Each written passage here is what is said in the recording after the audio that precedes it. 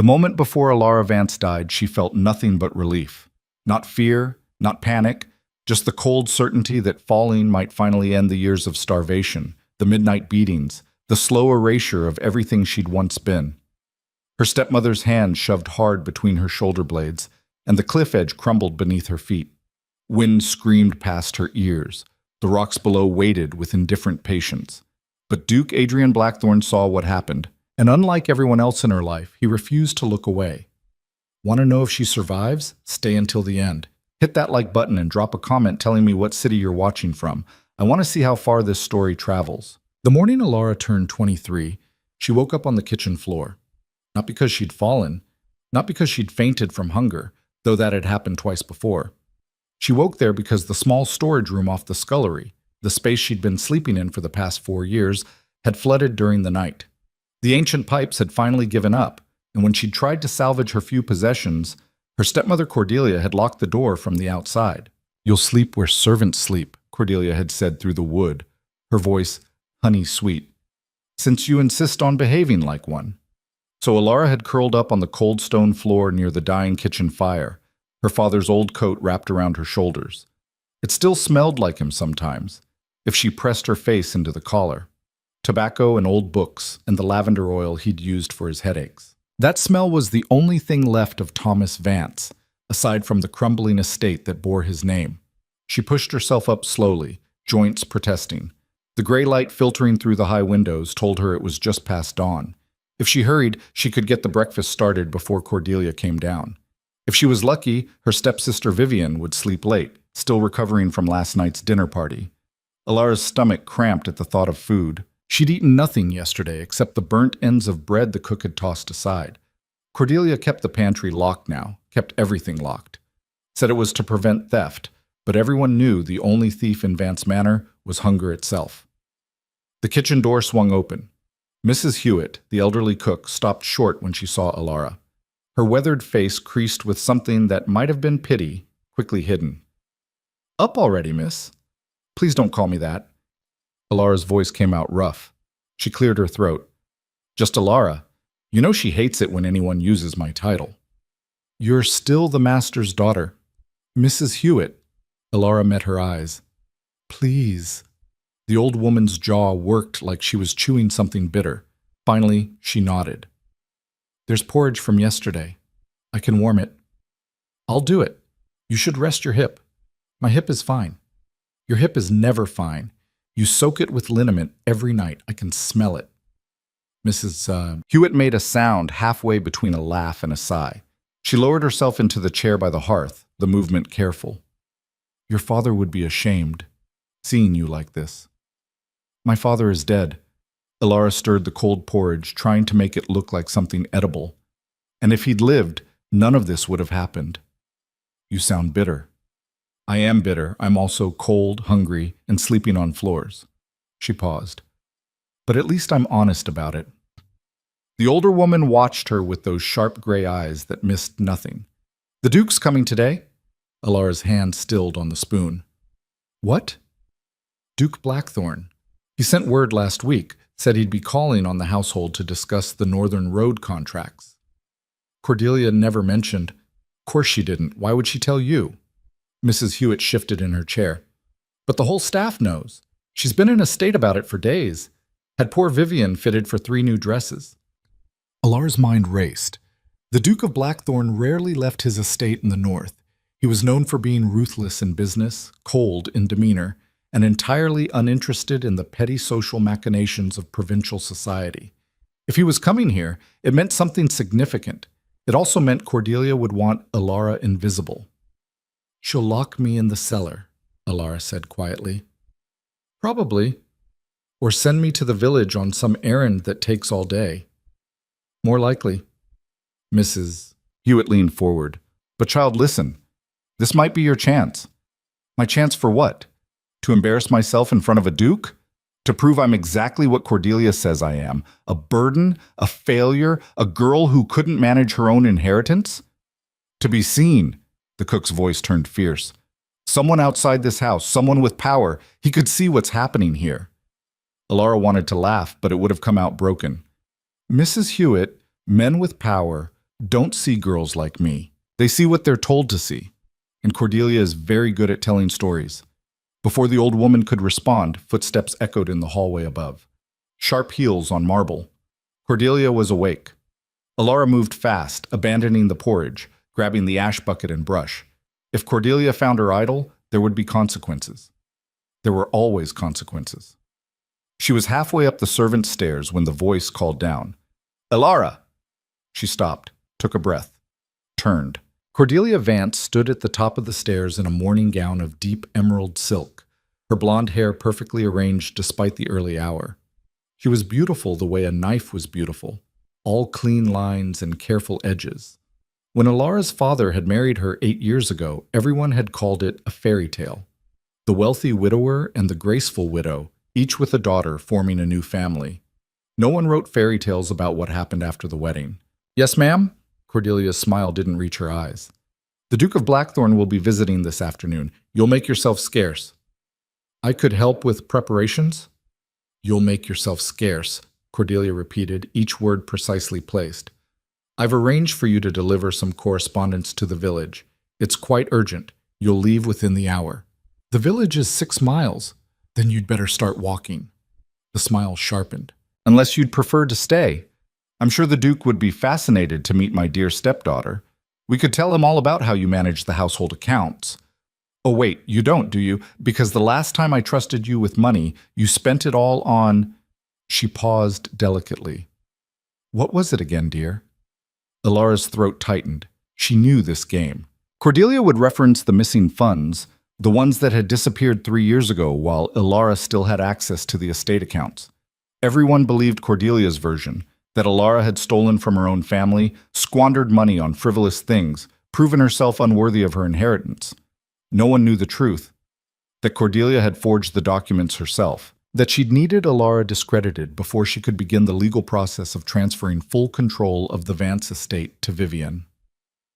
"I'll leave for the village," Alara said quietly. "Good girl."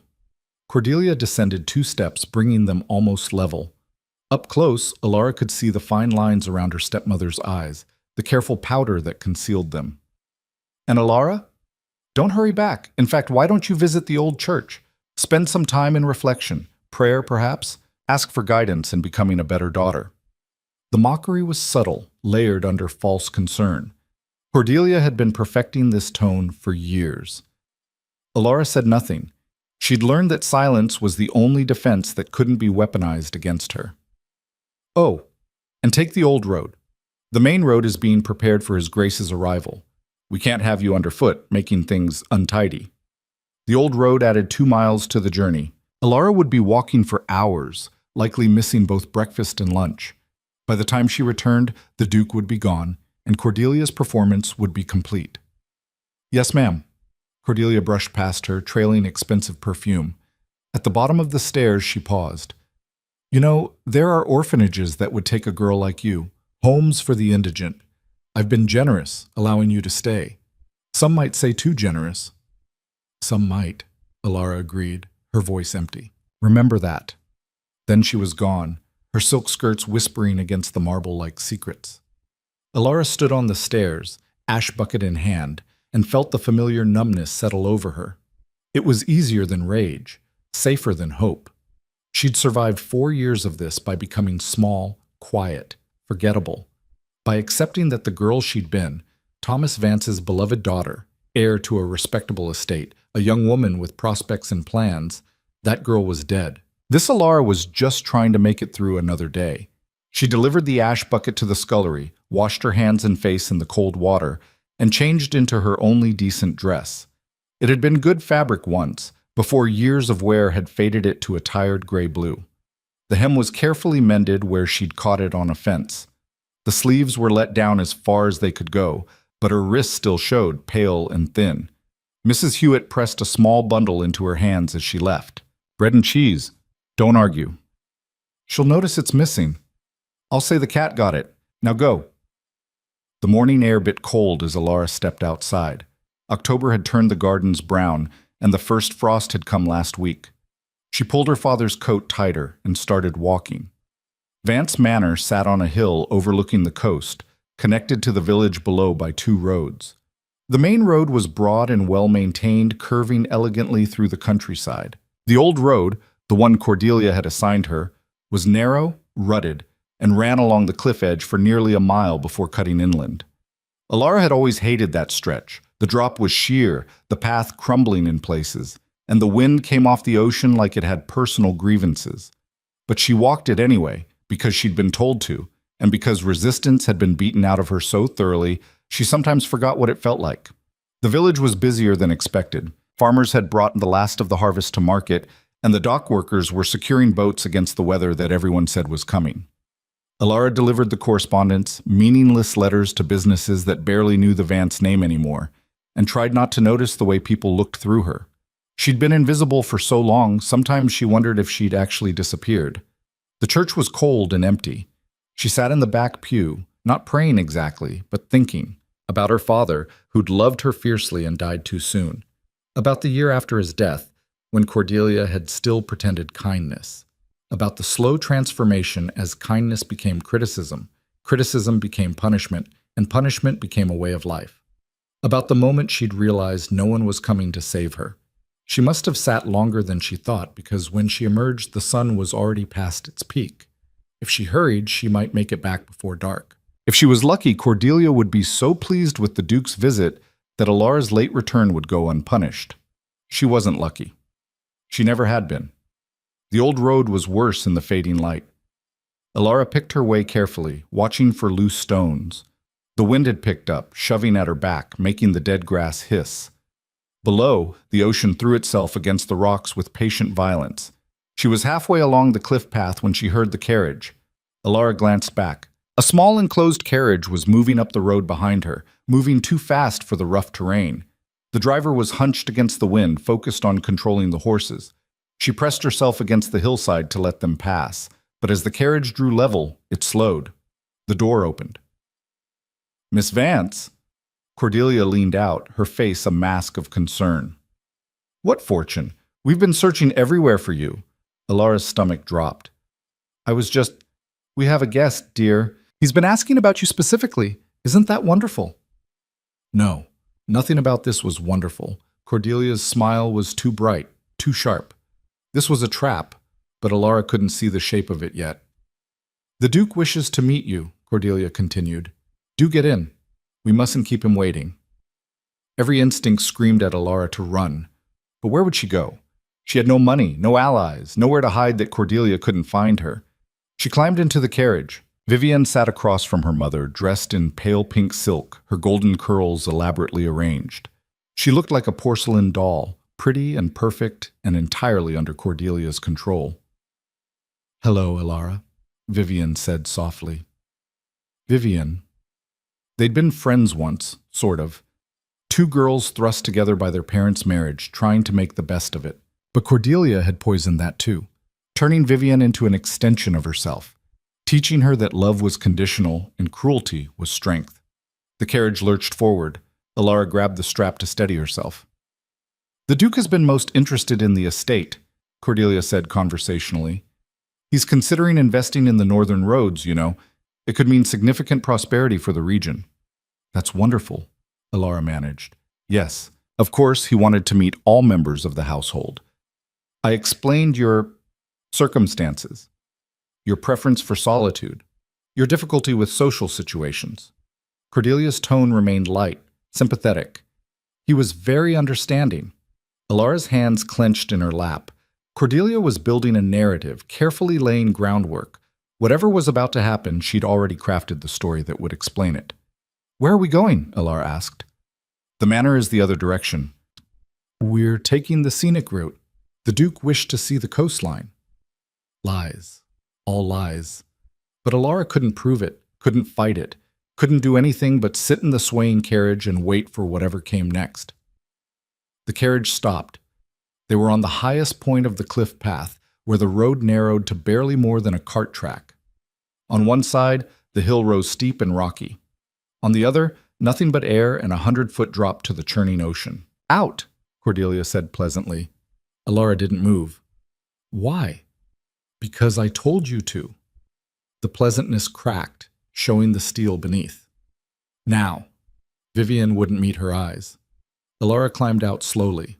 The wind nearly knocked her down, shoving at her with massive hands. The driver stared straight ahead, his face carefully blank.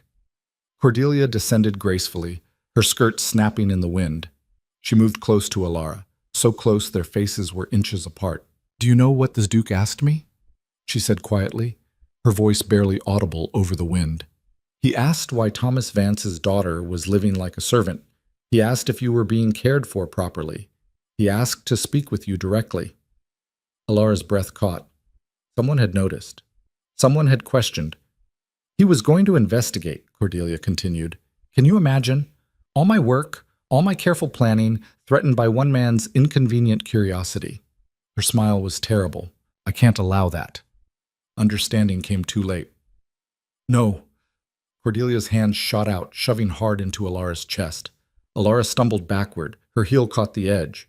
For one suspended moment, she teetered there, arms windmilling, Cordelia's satisfied face the last thing she saw. Then she fell.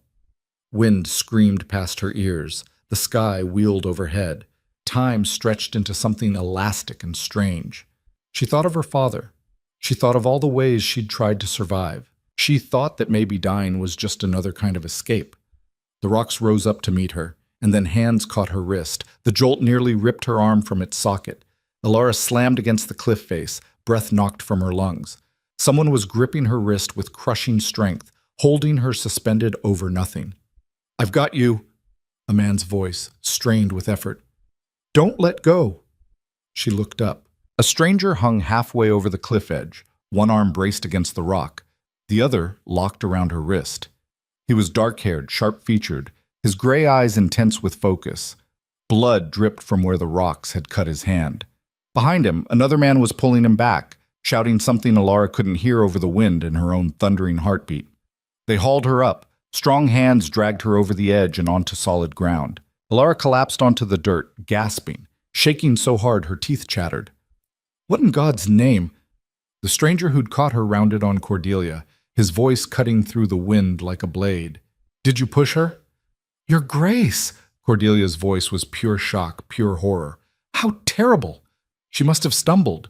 The wind, you see, and she's always been so unsteady." "I watched you push her." Each word was precise, cold. "I saw it." Silence. Even the wind seemed to pause. Cordelia's face transformed, cycling through denial, calculation, and finally settling on wounded dignity. "Your Grace is mistaken. My stepdaughter is unwell. She's been distraught lately, talking about ending her suffering. I brought her here to talk, to reason with her. When she tried to jump, I attempted to stop her, but—" "Lies." The word cracked like a whip. "I would never—" "Be silent." The Duke turned to his companion. "Marcus, you saw it as well?" The other man, younger, sandy-haired, dressed in traveling clothes, nodded grimly. "I did, Your Grace." The woman shoved her, deliberately. Cordelia's mask slipped.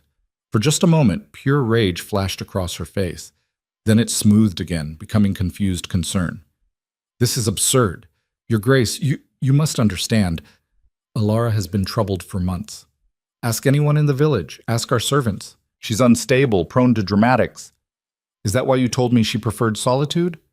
The Duke's voice was quiet now, which somehow made it more dangerous. "Why you said she was difficult? You were building an explanation, in case anyone asked questions." He crouched beside Alara, who was still struggling to breathe. "Are you hurt?" She shook her head, not trusting her voice. "Can you stand?" She tried. Her legs wouldn't cooperate. The Duke, because this had to be Duke Blackthorn, no one else carried that kind of authority, slipped an arm under her shoulders and helped her up. Alara had never been this close to a man before. Certainly not one like this. He was tall, lean, with the kind of face that didn't soften into kindness but could cut you with its focus. His clothes were expensive but practical, well worn. Working clothes for someone who actually worked. "Your Grace." Cordelia's voice had taken on a pleading quality. "Please, you must see how this looks, but I swear to you, on my life—" "Your word is worthless," he cut her off. "Marcus, help Miss Vance to the carriage." "Your carriage is on the main road," Cordelia said quickly. "You'll need—" I don't need anything from you. The Duke's gray eyes fixed on Cordelia with absolute contempt. Except silence and distance. Vivian spoke for the first time, her voice small. Mother, we should... Be quiet, Vivian. The girl flinched. Marcus, the Duke's companion, helped Alara toward where their horses were tethered just off the road. Her whole body was shaking now, reaction setting in. She'd almost died. Cordelia had tried to kill her. The Duke had saved her. None of it made sense. Wait! Alara pulled free, turning back. My father's coat. It was lying on the ground where she'd fallen. Cordelia stood over it, her face unreadable. The Duke retrieved it himself, shaking off the dust before draping it over Alara's shoulders. This? She nodded, unable to explain why it mattered, why this worn old coat was worth more than her own life. Your Grace, Cordelia tried again, desperation creeping into her voice now. There's been a terrible misunderstanding.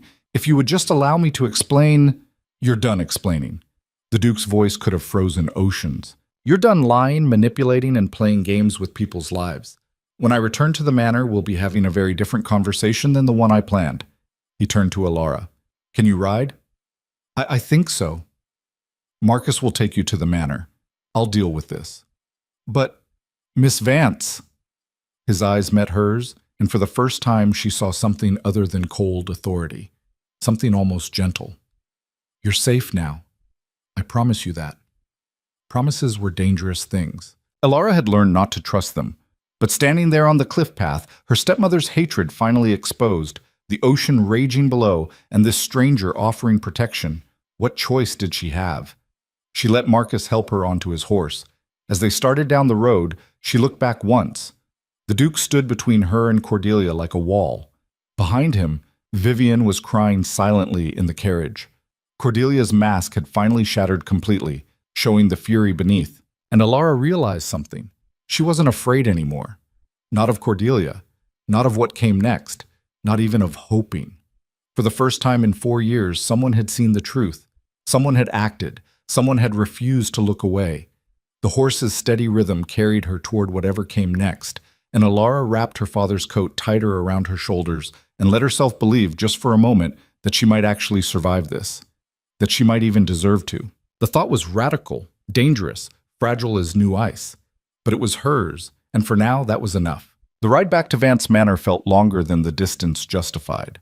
Marcus didn't speak, which Alara was grateful for.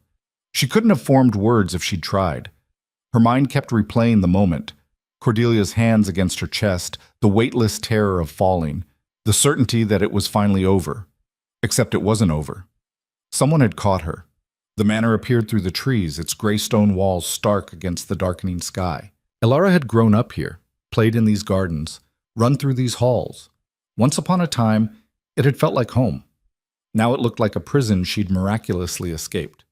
Servants stood clustered near the entrance, their faces uncertain. Word had already spread. Something had happened with the Duke. Miss Alara had been involved. No one knew what to do. Mrs. Hewitt pushed through the group, her weathered face creasing with relief when she saw Alara. Child, you're hurt. I'm fine. You're bleeding. Alara looked down. Her palms were scraped raw where she'd hit the cliff face. Blood had soaked through her sleeves at the elbows. She hadn't even noticed. Come inside, Mrs. Hewitt said firmly. We'll get you cleaned up. His Grace said to wait, Marcus interjected quietly. He wants to speak with Miss Vance when he returns. Then he can speak to her after she's been tended to. The old cook's voice held steel. The girl nearly died. She needs care, not interrogation. Marcus's expression softened slightly. I'll tell him you insisted. Mrs. Hewitt led Alara through the servants' entrance, avoiding the main hall where curious eyes would follow. In the kitchen, she sat Alara down and began cleaning the wounds with practiced efficiency. What happened? She asked quietly. Cordelia pushed me off the cliff. The old woman's hand stilled. Sweet, merciful. The Duke saw it. He and his man both witnessed it. Mrs. Hewitt sat back slowly. Then she's done. Finally done. Is she? Alara's voice came out hollow. You didn't see her face when he accused her. She was already building a new story, making me out to be unstable, suicidal. She's been doing this for years. Why would anyone believe me now? Because a duke witnessed it, child. A man with power and influence. Men with power believe what's convenient. Alara pulled her arm back, rolling down the sleeve to cover the bandages. And it's more convenient to believe a troubled girl tried to harm herself than to believe a respectable widow attempted murder. Before Mrs. Hewitt could respond, footsteps echoed in the hallway. Heavy boots, moving with purpose. The Duke entered the kitchen without knocking, Marcus a step behind him. His coat was dusty, his hair windblown, and there was a hardness in his expression that made the room feel smaller. "Leave us," he said. Mrs. Hewitt bristled. "The girl needs—" "I'm not going to hurt her." His voice softened fractionally. "Please." The old woman looked at Alara, who nodded. After a moment's hesitation, Mrs. Hewitt left, Marcus following behind her. The door closed with a quiet click. Silence settled over the kitchen. The Duke pulled out a chair and sat across from Alara, his movements deliberate. Up close, she could see he was younger than she'd first thought, perhaps 30, though his eyes held the weariness of someone who'd lived harder years than that. "How long?" he asked. "How long what? How long has she been doing this to you?" Alara's throat tightened. "Doing what, Your Grace?" "Don't." The word was gentle but firm. "I saw the way you flinched when she spoke, the way you expected to be hit. I saw how thin you are, how worn your clothes. I saw—" He stopped, jaw tightening. "Just tell me how long." 4 years, Alara heard herself say. "Since about 6 months after she married my father." "And your father?" "Dead, riding accident. Though now I wonder—" The Duke's expression darkened. "You think she killed him?" "I don't know, maybe. Or maybe she just got lucky." Alara laughed, but it sounded wrong. "Either way, once he was gone, there was no one left to protect me." "What about other family, friends? Surely someone noticed—" "Noticed what? That I stopped attending social functions? Cordelia told everyone I was shy, difficult, preferred solitude. That I'd had a breakdown after father died and needed quiet to recover." The words spilled out faster now, years of silence breaking. "She was so careful, so patient. First she isolated me. Then she discredited me, made it look like I'd stolen from the estate accounts. By the time anyone might have questioned it, I was already the problem daughter. The burden. The girl who couldn't be trusted." The Duke was very still, listening with an intensity that made Alara feel exposed, seen in a way she hadn't been in years. "The servants knew," she continued. "Mrs. Hewitt, some of the others. But what could they do? She controls everything, their wages, their positions. Speaking up meant losing their livelihoods. Someone should have spoken up anyway." "That's easy to say when you're not starving." He flinched like she'd struck him. "You're right. I apologize." Alara blinked. In her experience, men like him didn't apologize, didn't admit fault. "Why did you come here today?" "Business. The Northern Road contracts." He leaned back in his chair. "Your stepmother has been petitioning for months to have the main route redirected through Vance land. It would have meant significant income for the estate." "Let me guess. She was very convincing. She was professional, prepared, knew exactly what arguments to make." His mouth twisted. "But something felt wrong. The numbers were too perfect, the projections too optimistic, so I decided to visit personally, ask questions, meet the household. And she couldn't risk you discovering the truth." "No, though I suspect if I hadn't witnessed the attempt on your life, she would have found ways to keep us from meeting. Send you away on errands, claim you were ill, construct barriers." He paused. "What would you have done if I'd left without seeing you?" Alara considered the question honestly. "Survived, like I always do, until I couldn't anymore." "That's not survival, that's slow death." "Sometimes they're the same thing, Your Grace." Something shifted in his expression, not pity exactly, but a kind of grim recognition, like he understood more than he was saying. "Adrian," he said abruptly. "I'm sorry? My name is Adrian. You don't have to call me Your Grace every sentence." "That wouldn't be proper, but—" "Proper." He laughed, but there was no humor in it. "The woman who tried to murder you today has been welcomed into society, treated with respect, given power over your life, All because it was proper. Forgive me if I don't care much for propriety right now. Alara didn't know what to say to that. She folded her hands in her lap, feeling the ache of her scraped palms. What happens now? She asked quietly. Now I make sure you're protected, and I make sure she faces consequences for what she's done. You can't prove it. Not really. It's your word against hers, and she'll have a dozen explanations ready. She always does. Adrian's eyes narrowed. Then we'll find proof. Documents, witnesses, evidence of the abuse. There is no evidence. She was too careful. There's always evidence. He stood, pacing the kitchen like a caged animal. Financial records showing how she's been draining the estate. Testimony from servants about how you've been treated. The fact that you're living like this. He gestured at her worn dress, her thin frame, while she and her daughter wear silk and eat well. None of that proves she tried to kill me. It establishes pattern, motive. It shows a woman capable of cruelty. Alara watched him pace, this stranger who'd saved her life and now seemed determined to fix everything. It was almost funny, almost tragic. You don't understand how this works, she said. You're a duke. People believe you because they have to, but I'm no one. The daughter who squandered her inheritance and broke her father's heart. Whatever you say, whatever evidence you find, she'll twist it. Make it about my instability, my desperate need for attention. Then what would you have me do? He stopped pacing, facing her. Let her get away with it? Pretend this didn't happen? I don't know. The admission felt like failure. I just know that fighting her has only ever made things worse. A knock at the door interrupted them. Marcus entered, his expression grave. Your Grace, Mrs. Vance is requesting an audience. Tell her she has the magistrate with her, and a physician. Adrian's jaw clenched. Of course she does.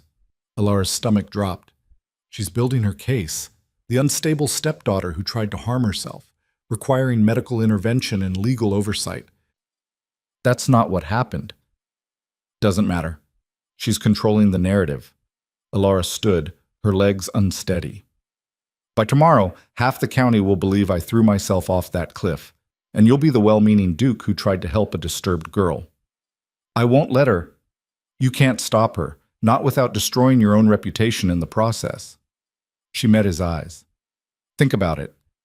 A duke arrives for business, finds a family dispute, gets caught up in dramatics. It makes you look foolish, gullible, bad at judgment. Adrian was silent for a long moment, then, I don't care. You should. Well, I don't. He turned to Marcus. Tell the magistrate I'll speak with him shortly, and tell Mrs. Vance that if she comes near Miss Vance again, I'll have her arrested for attempted murder. Your Grace, Marcus looked uncertain. The magistrate is her cousin.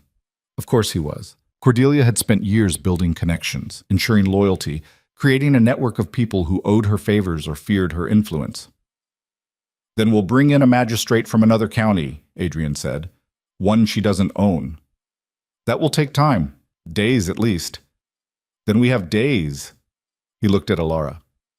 Can you stay here? In the manor? Without being alone with her? I've been staying here for 4 years. That was before she tried to kill you. Before witnesses exposed her. She's desperate now, which makes her dangerous. His voice was hard. I need to know you'll be safe while I arrange proper protection. Alara wanted to laugh at the absurdity of it. Safe. In this house, where every room held memories of humiliation and every shadow could hide Cordelia's next cruelty. Mrs. Hewitt will watch over me, she said finally. And the other servants, they're not loyal to Cordelia. They're just afraid of her. Fear and loyalty accomplish the same thing. Not always. Adrian studied her face, and Alara had the uncomfortable feeling he was seeing too much. Past the exhaustion and resignation to something underneath, something she'd thought was dead. I'm going to fix this, he said quietly. I know you don't believe me. I know you've learned not to trust promises, but I'm going to fix it anyway. Before she could respond, he left, Marcus trailing behind him. Alara sat back down heavily. Her hands were shaking again. The kitchen felt too large and too small all at once. Mrs. Hewitt returned, her face tight with worry. The magistrate is asking questions, and that physician Cordelia brought, he's saying you need to be evaluated, suggesting you might be a danger to yourself. She works fast. Child, this is serious. If they declare you unfit, then Cordelia gets everything. Full control of the estate, no questions asked, and I disappear into some asylum where inconvenient daughters go to be forgotten. Laura heard her voice come out flat, emotionless. It's actually quite clever. The Duke won't allow him. The Duke is one man. Cordelia has spent years building her power here. He's fighting on her territory with her pieces, playing her game. She stood, steadying herself against the table. I need to think. You need to rest. I need to survive the next few hours without being locked up or drugged or declared incompetent. The anger surprised her, bubbling up hot and sudden. I'm done resting, Mrs. Hewitt. Resting is what got me here. She left the kitchen before the old woman could argue, moving through the servants' quarters with practiced silence. Years of making herself invisible had taught her every quiet path through the manor. Voices drifted from the drawing room, Adrian's measured tones, the magistrate's officious questions, Cordelia's carefully concerned responses. Alara caught fragments as she passed, clearly disturbed for months. My duty as her guardian. Only trying to protect her from herself. Each word was a nail in a coffin. Each sympathetic murmur from the magistrate was another door closing. Alara climbed the stairs to the second floor, to the hallway that had once held her childhood bedroom. Cordelia had claimed that room years ago, redecorated it in shades of cream and gold, erased every trace of Thomas Vance's daughter. But there was another room, one Cordelia didn't know about. Alara's father had been an amateur scholar, collecting books and papers with the enthusiasm of someone who'd come to learning late in life. He'd built himself a small study in a corner of the east wing, accessed through what looked like a linen closet. Alara hadn't been inside since before his death. She opened the linen closet, pushed aside the false back panel, and slipped into the narrow space beyond.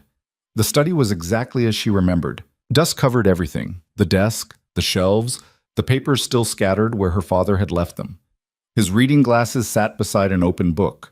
A cold cup of tea, long evaporated to residue, marked his last visit.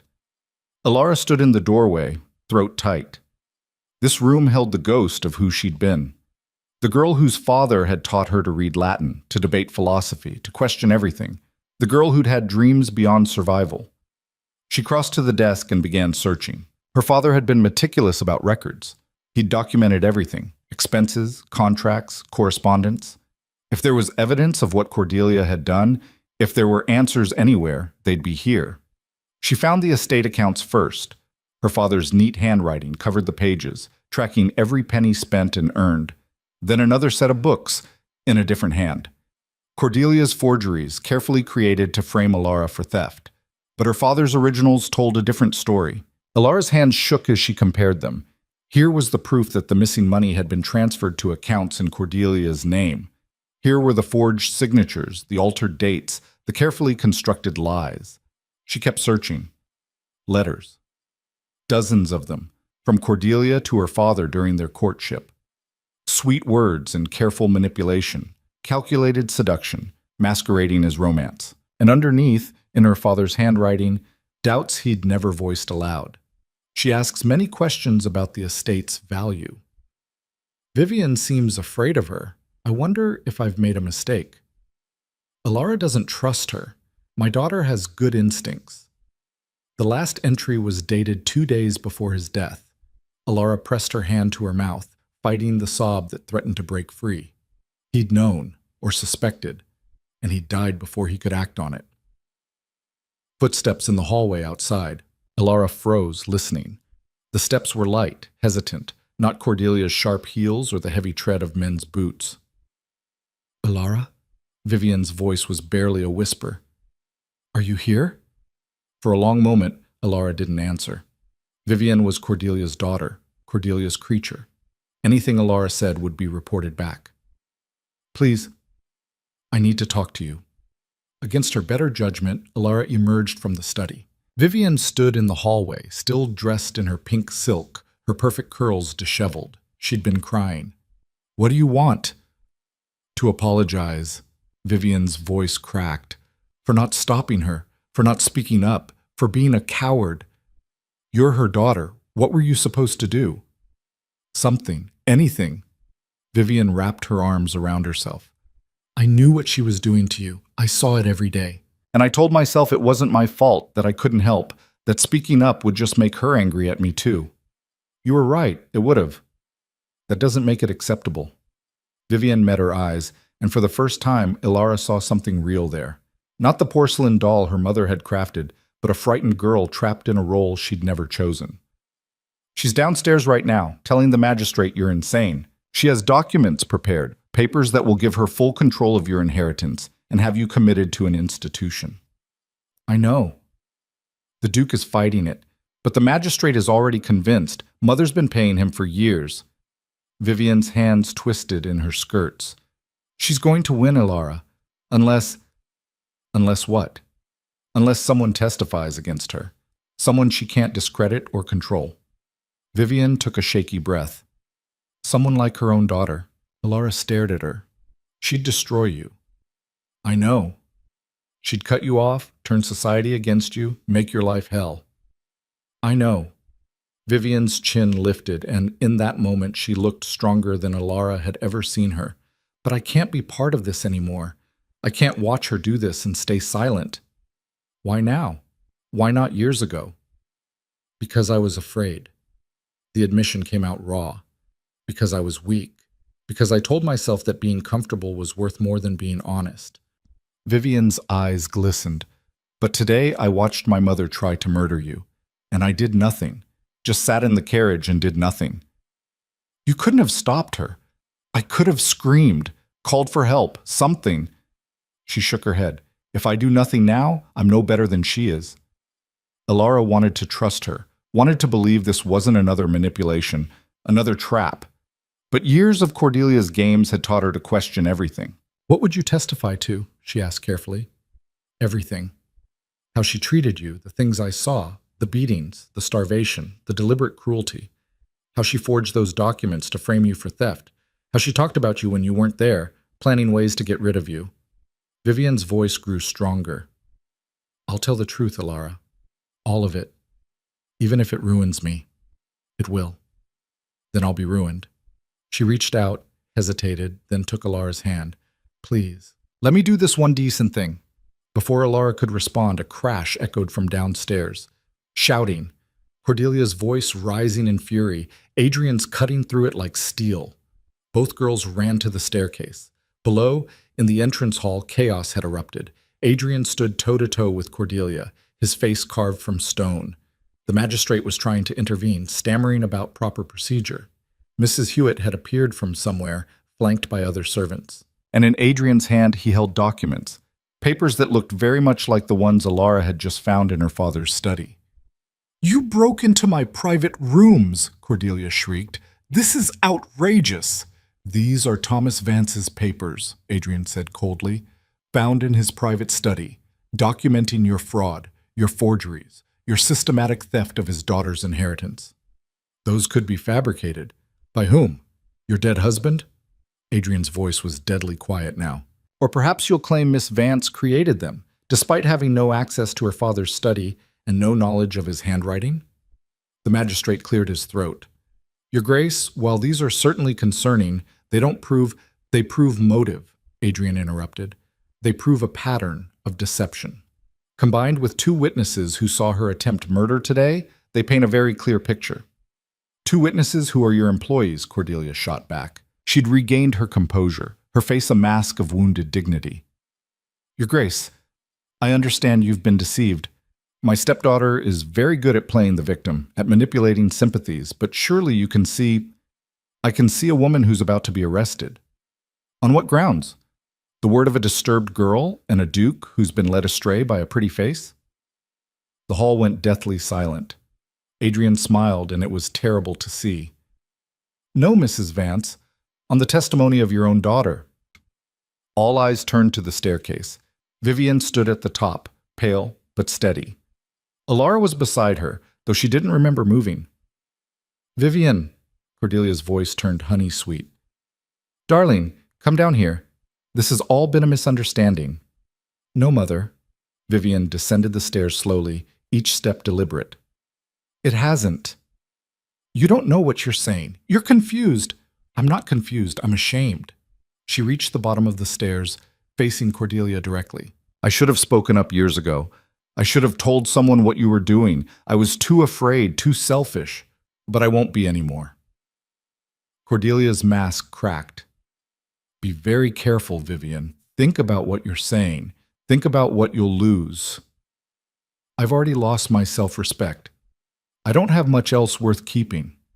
Vivian turned to the magistrate. My mother has been abusing Alara Vance for 4 years. She forged documents, stole from the estate, and today attempted murder. I witnessed all of it, and I'll testify to every detail. The magistrate opened his mouth, closed it, looked between Cordelia and Vivian with growing horror. Cordelia lunged. She moved faster than anyone expected, hands reaching for Vivian's throat. But Adrian was faster. He caught her wrists, wrenching her back with enough force to make her stumble. Don't, he said quietly. Don't make this worse. Cordelia's face twisted into something ugly, all pretense finally abandoned. You self-righteous fool. You think you've won? You think society will forgive this? A duke destroying a respectable widow based on lies from ungrateful children? I think society will judge what the evidence shows. Evidence can be explained. Daughters can be disowned. And you, she turned her fury on Adrian. You'll regret this. I have friends, connections, people who owe me favors. When I'm done, your reputation won't be worth the paper it's printed on. Then we'll both suffer the consequences. Adrian released her wrists, stepping back. But at least I'll be able to sleep at night. He nodded to Marcus, who'd appeared with 2 sturdy-looking men from the village. Take Mrs. Vance into custody. She's to be held pending investigation into fraud, attempted murder, and abuse. You can't do this! Cordelia's voice rose to a shriek. I have rights. I demand. You have the right to remain silent, Adrian said. I suggest you use it. As the men led Cordelia away, still protesting, the hall slowly emptied. The magistrate departed, looking shaken. Mrs. Hewitt ushered the other servants back to their duties. Vivian sank onto the bottom step, shaking so hard her teeth chattered. Alara knelt beside her. Thank you. Don't thank me. Not yet. Vivian's voice was barely audible. She was right about one thing. This is going to destroy me. Then we'll be destroyed together. Vivian laughed wetly. That's supposed to be comforting? It's honest. Adrian approached them, his expression softer now. Miss Vivian, what you did took tremendous courage. It took tremendous guilt. She wiped her eyes. I should have done it years ago. But you did it now. That matters. Alara stood, facing him. Her legs felt like water, her head light. Everything that had happened in the last few hours was crashing down on her at once. The attempted murder, the confrontation, the impossible hope that maybe, finally, things might change. What happens now? She asked. Now we make sure the legal proceedings are handled properly. I'll bring in an independent magistrate, ensure the evidence is documented correctly, arrange for proper testimony. He paused. And I'll make sure you're protected, both of you. From Cordelia's connections? Her friends? From anyone who tries to continue her work? His gray eyes held hers. You're not alone anymore, Alara. Neither of you are. The words should have brought comfort. Instead, they terrified her. Being alone, she understood. Being alone meant no expectations, no failures, no hope to be crushed. Having someone on her side meant vulnerability. It meant trusting. It meant the possibility of loss. I don't know how to do this, she admitted quietly. Do what? Be rescued. Be protected. Be... She gestured helplessly. Not alone. Adrian's expression turned gentle. Then we'll figure it out together. One day at a time. Outside, the wind picked up, rattling the manor's windows. Storm clouds gathered on the horizon, dark and heavy with rain. Inside, Alara stood between her stepsister and the Duke who'd saved her life, surrounded by the wreckage of everything she'd known, and felt something she hadn't felt in 4 years. Not hope exactly. Not yet. But possibility. And for now, that was terrifying enough. The storm broke an hour later, rain lashing against the windows with enough force to rattle the frames. Alara stood in what had been her father's study, watching water stream down the glass, feeling like the weather was finally matching the chaos inside her chest. Adrian had left to arrange accommodations in the village. Somewhere neutral, he'd said, away from the manor and its ghosts. Vivian was in her room packing what she could carry, moving with the mechanical efficiency of someone in shock. The servants moved through the halls, speaking in hushed voices, uncertain what rules still applied now that Cordelia was gone. Alara should have felt relieved, victorious even. Instead, she felt untethered, like a boat cut loose from its moorings with no idea which way the current would take it. "You should eat something." Mrs. Hewitt appeared in the doorway, carrying a tray. Real food this time. Bread that wasn't burnt, cheese that wasn't moldy, tea that steamed in the cup. "I'm not hungry." "You haven't eaten properly in years. Your stomach's probably forgotten what food looks like." The old woman set the tray down firmly. "Eat anyway." Alara picked up the bread, more to satisfy Mrs. Hewitt than from any real appetite. It tasted like dust in her mouth. Everything felt wrong. Too quiet, too still, like the eye of a hurricane where you knew the worst was still coming. "The staff is worried," Mrs. Hewitt said, settling into a chair with a wince. Her hip was bothering her again. "About their positions, about what happens to the manor now." "I don't know what happens now." "You're the heir. It's your estate." The words didn't feel real. Alara had spent so long being nothing, owning nothing, that the idea of suddenly having power felt like a trick, like something that would be snatched away the moment she reached for it. "Cordelia's been managing everything for years. I don't even know what state the finances are in, what debts there might be, what—" She stopped, overwhelmed. "I can't do this." "You can. You're your father's daughter." "My father trusted the wrong woman and it killed him." Mrs. Hewitt's expression softened. "Your father was a good man who made one mistake. Don't let that mistake define you." Before Alara could respond, footsteps thundered up the stairs. Marcus burst into the room, rain-soaked and breathing hard. "Where's Miss Vance?" Alara stood quickly. "What's wrong?" "It's Mrs. Vance. She's escaped." The words hung in the air for a moment, not quite making sense. "How?" Mrs. Hewitt demanded. "She was under guard. The magistrate released her. Said there wasn't enough evidence to hold her without formal charges being filed." Marcus's face was grim. "By the time we found out, she'd already left the village, taken a horse and disappeared." Alara's blood went cold. "Where's Vivian?" "Still in her room, last I saw." Alara was moving before he finished the sentence, running down the hallway with her heart hammering against her ribs. Cordelia wouldn't just run. She'd been exposed, humiliated, stripped of everything she'd built. And Cordelia had never taken defeat gracefully. She'd want revenge first. Vivian's door was open. The room beyond was dark, curtains drawn against the storm. Alara stepped inside, squinting in the gloom. "Vivian?" No answer.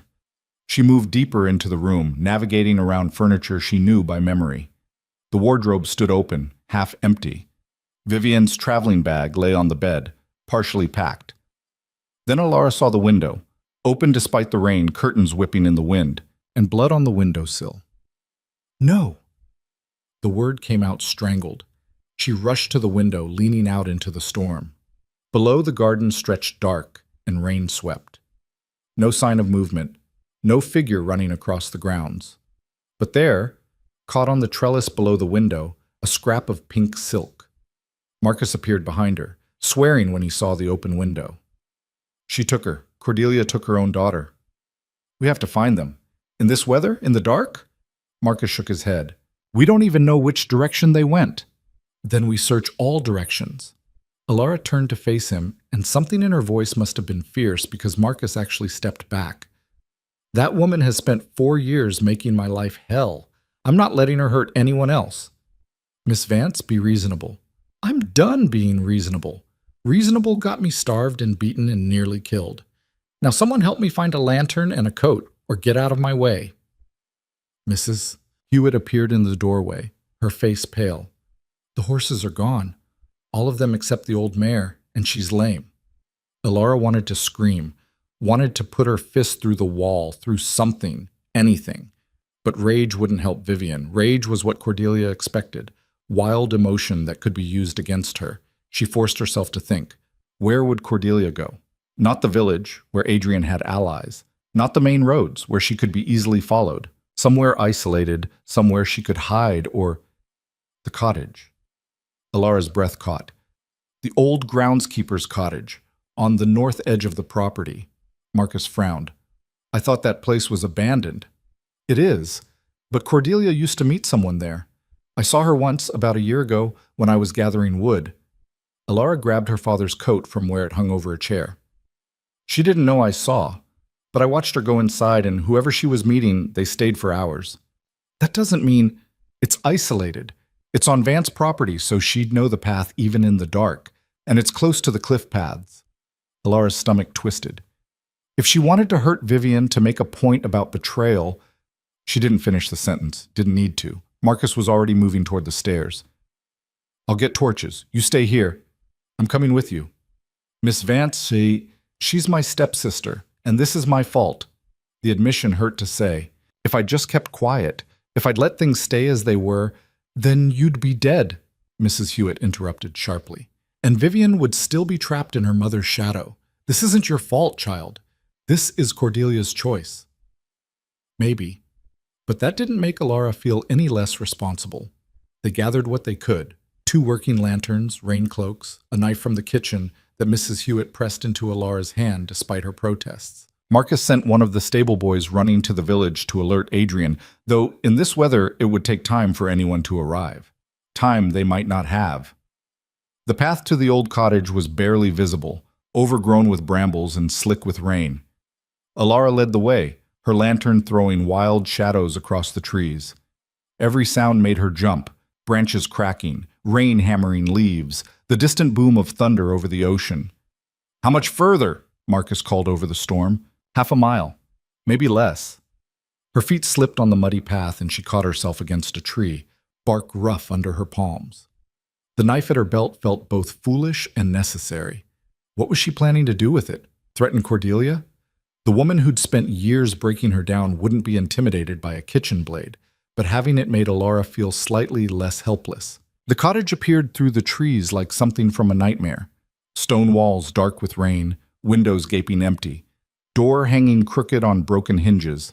No light showed from inside, no smoke from the chimney. Looks abandoned, Marcus whispered. Alara wasn't so sure. There was something too deliberate about the darkness, the silence, like the cottage was holding its breath. They approached slowly, boots squelching in the mud. Marcus went first, one hand on the sword at his hip. Alara followed close behind, her heart hammering so hard she could feel it in her throat. The door creaked open at Marcus's touch. Inside, darkness and the smell of old decay. Their lantern light revealed a single room, bare floor, collapsed furniture, holes in the roof where rain dripped steadily through. Empty. She's not here, Marcus said, relief evident in his voice. But Alara was already moving toward the back of the cottage, where another door stood half open. Stone steps led down into darkness. A cellar, or maybe a storage room. And from below, very faint, the sound of crying. Vivian! Alara started down the steps before Marcus could stop her. The cellar was small and damp, water pooling on the stone floor. Vivian sat against the far wall, hands bound, a gag in her mouth. Her eyes went wide when she saw Alara, and she made a muffled sound of warning. Too late, Alara realized the trap. Something crashed into the back of her head. Pain exploded through her skull, and she went down hard, the lantern flying from her hand. It hit the stone floor and shattered, plunging the cellar into darkness. Above her, Marcus shouted, the sound of a scuffle, boots on stone, someone hitting the wall hard. Then silence. Alara tried to push herself up, but the world tilted violently. Nausea rolled through her stomach. She managed to get to her knees before hands grabbed her hair, yanking her head back. Stupid girl. Cordelia's voice was cold and clear in the darkness. Did you really think I'd just run away? A match flared, illuminating Cordelia's face. She looked different now, hair wild, dress torn, the careful mask she'd worn for years completely shattered. This was the real woman underneath, cruel and calculating and entirely without remorse. She lit a lantern that had been waiting in the corner, casting dancing shadows across the cellar walls. Marcus lay crumpled near the stairs, blood running down his face. Unconscious or dead, Alara couldn't tell. What are you going to do? Alara's voice came out steady, despite the fear flooding her veins. Kill us all? That won't get you your life back. No, but it will satisfy me. Cordelia released Alara's hair with a shove. Do you have any idea what you've cost me? Years of work, years of planning, all destroyed because you couldn't just die quietly. You tried to murder me. Because you were ruining everything. Cordelia's voice rose, echoing off the stone walls. That Duke, asking questions, paying attention to you. I saw the way he looked at you, like you mattered, like you were worth saving. She laughed, bitter and harsh. You're not worth saving, Alara. You're weak, pathetic. Your father knew it. That's why he was so easy to manipulate. One sweet widow telling him what he wanted to hear, and he forgot all about being careful. Alara's hands clenched into fists. You killed him. I helped him have an unfortunate accident. There's a difference. Cordelia pulled something from her pocket. In the lantern light, metal gleamed. A pistol, small but deadly. He was going to change his will. Did you know that? 2 days before he died, he told me he was cutting me out, leaving everything to you. Said he'd made a mistake, that I wasn't who he thought I was. The revelation hit Alara like a physical blow. Her father had known, had tried to protect her, and Cordelia had killed him for it.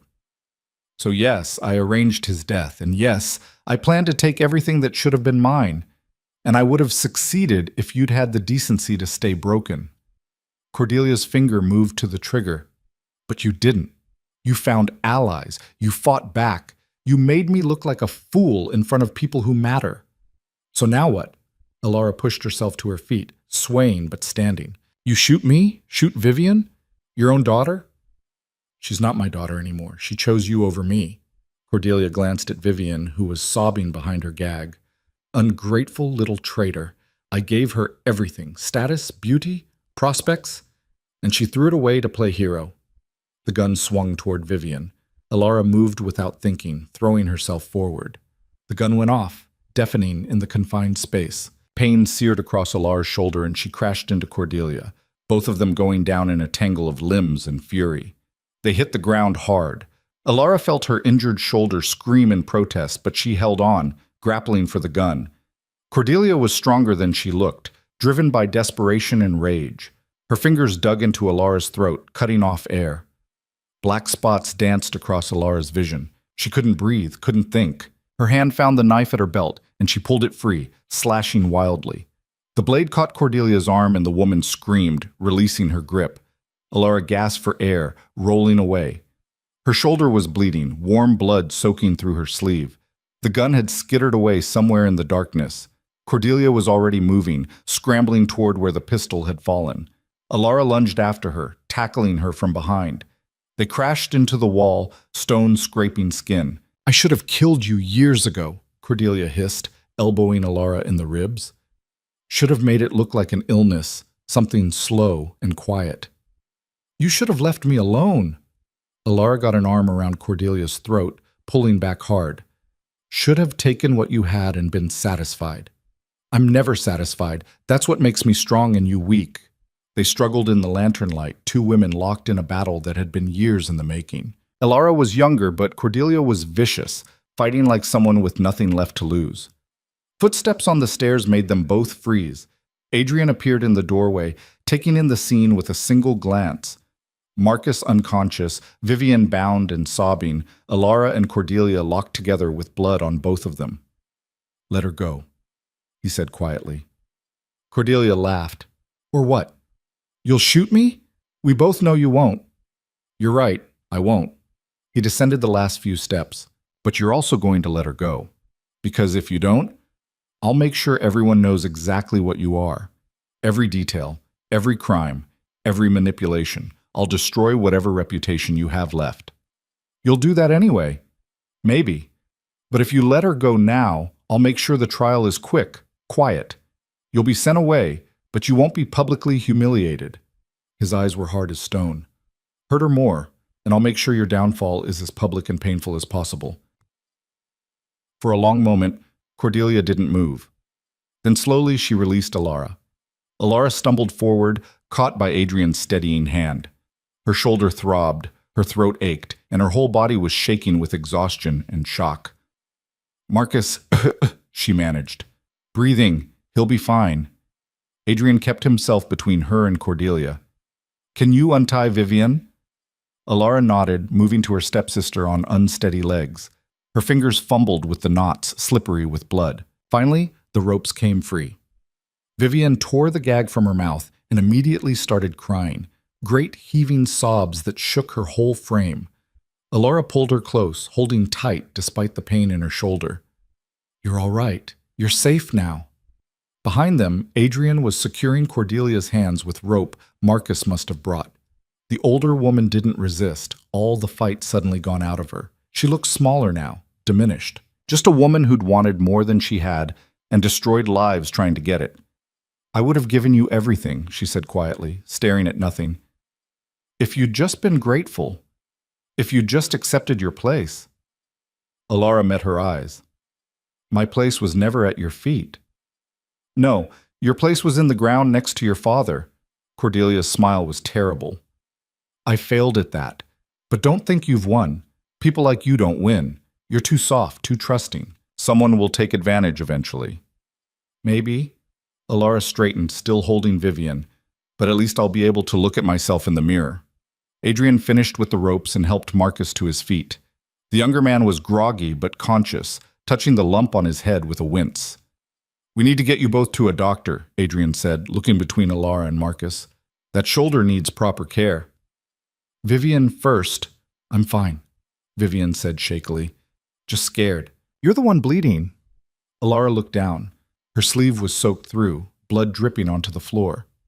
The adrenaline was wearing off now, replaced by a deep, throbbing pain that made her vision swim. Can you walk? Adrian asked. I think so. She took 2 steps and her legs gave out. Adrian caught her before she hit the ground, lifting her easily despite her protests. I can walk. You can't. Stop arguing. His voice was gentle despite the words. You just fought a woman who tried to kill you twice in one day. You're allowed to be weak for 5 minutes. The world tilted as he carried her up the stairs. Rain hit her face, cold and clean, washing away the blood and the fear. Behind them, Marcus was helping Vivian while keeping a grip on Cordelia's bound arms. Through the trees, lights appeared. Villagers with torches, responding to Marcus's earlier message. Voices called out, asking questions. Adrian answered them in that calm, commanding way he had, organizing people to help. Alara let her head rest against his shoulder, too exhausted to care about propriety or appearance. The storm was passing, clouds breaking to reveal stars between the rain. Thank you, she whispered. For what? For coming back. For not giving up. I told you I'd fix this. His arms tightened slightly around her. I keep my promises. They emerged from the trees to find what looked like half the village gathered outside the cottage. Someone had brought a cart. Adrian settled Alara into it carefully, Vivian climbing up beside her. Cordelia was placed in a separate cart, guards on either side. She didn't speak, didn't struggle, just stared ahead with empty eyes, already rehearsing whatever story she'd tell at trial. The ride back to the village was a blur of pain and exhaustion. Someone gave Alara water. Someone else wrapped a proper bandage around her shoulder. Vivian held her hand the whole way, not speaking, just being there. The village doctor was waiting when they arrived, a stern older woman who took one look at Alara's shoulder and started issuing orders. The bullet had grazed rather than embedded, she announced. Painful but not serious. It would heal.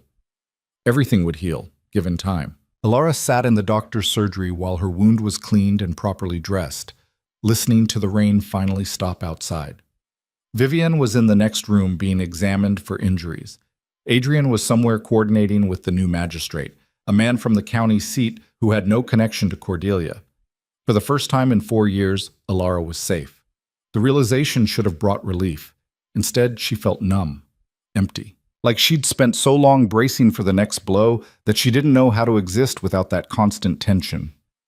You'll need to rest, the doctor said, securing the last of the bandages. No heavy lifting, no strenuous activity, and you need proper food, proper sleep. You're half-starved. I know. Then start taking care of yourself. You survived for a reason. Don't waste it. Alara nodded, not trusting her voice. Adrian found her afterward, sitting on the doctor's porch watching the stars emerge. He settled beside her without asking permission, close enough that their shoulders almost touched. Cordelia is being held in the magistrate's office. She'll be transferred to the county jail tomorrow. He paused. The new magistrate wants your testimony. Vivian's too. Says with the evidence we have, there's enough for multiple charges: fraud, attempted murder, conspiracy. Will it stick? Yes, I'll make sure of it. Alara believed him.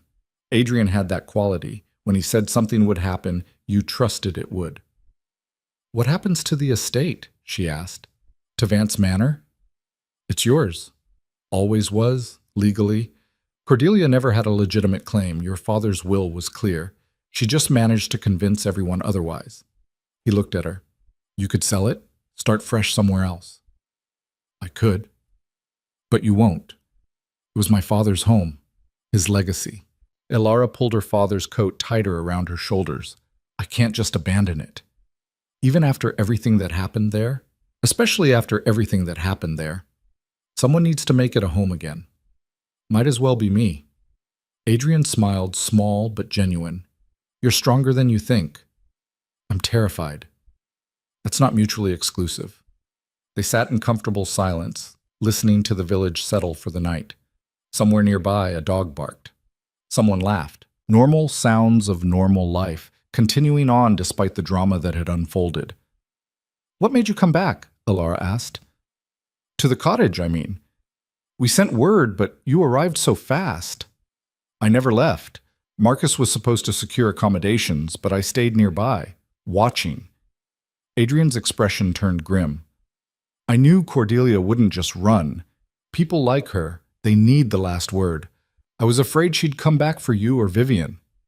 You were right. I wish I'd been wrong. Alara turned to look at him properly. In the lamplight, his face was all sharp angles and tired eyes. He'd risked a lot for her, his reputation, his time, possibly his life in that cellar. Why? The question came out before she could stop it. Why what? Why help me? You didn't know me, had no obligation. You could have walked away from all of this. Adrian was quiet for a long moment.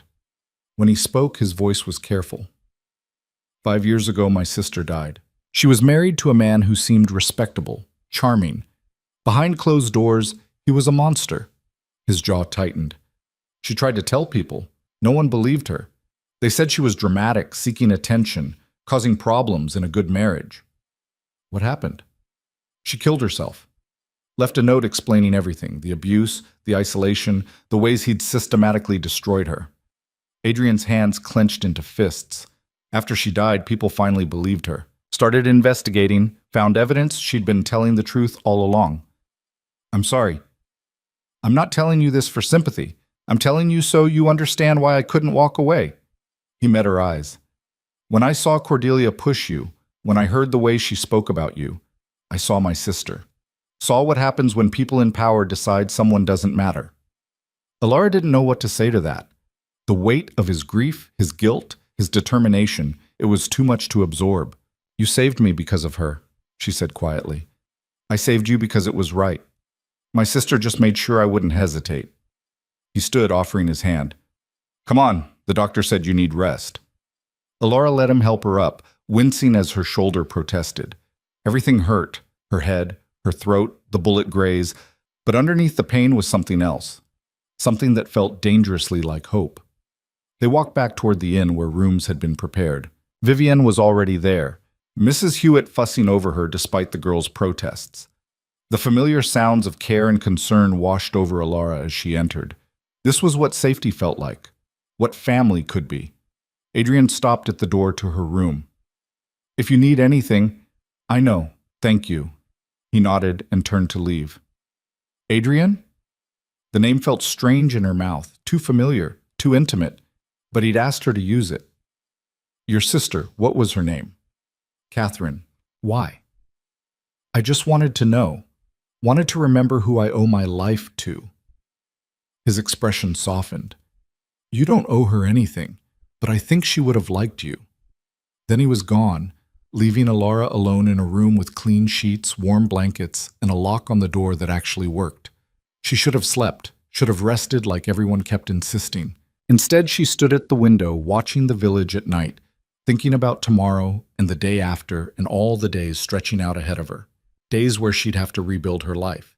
Days where she'd have to face the consequences of Cordelia's actions and her own choices. Days where she'd have to figure out who Alara Vance was when she wasn't just surviving. The thought was overwhelming, but for the first time in 4 years, it was also exciting. She was free. Truly, completely free. And she had no idea what to do with that freedom.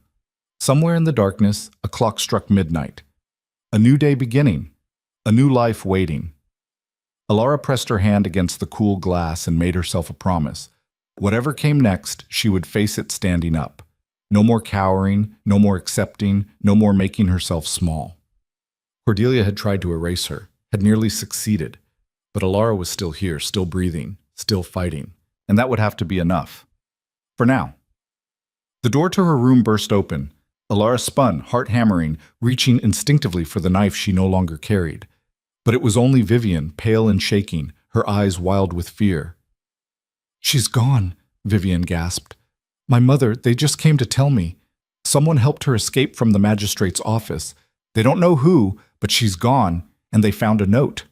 She thrust a crumpled paper at Alara. The handwriting was Cordelia's, sharp and precise. "This isn't over. You took everything from me. Now I'll take everything from you, both of you, starting with what you love most." Alara's blood turned to ice. "Adrian! Where's Adrian?" They ran. They ran. Alara's shoulder screamed in protest with every step, but she didn't slow down. Vivian kept pace beside her, both of them tearing through the inn's narrow hallways toward Adrian's room. Doors opened as they passed, startled faces peering out, but Alara didn't stop to explain. She pounded on Adrian's door. "Hey, Adrian! Open up!" No response. She tried the handle. Locked. "Break it down," Vivian said, her voice high with panic. "Stand back."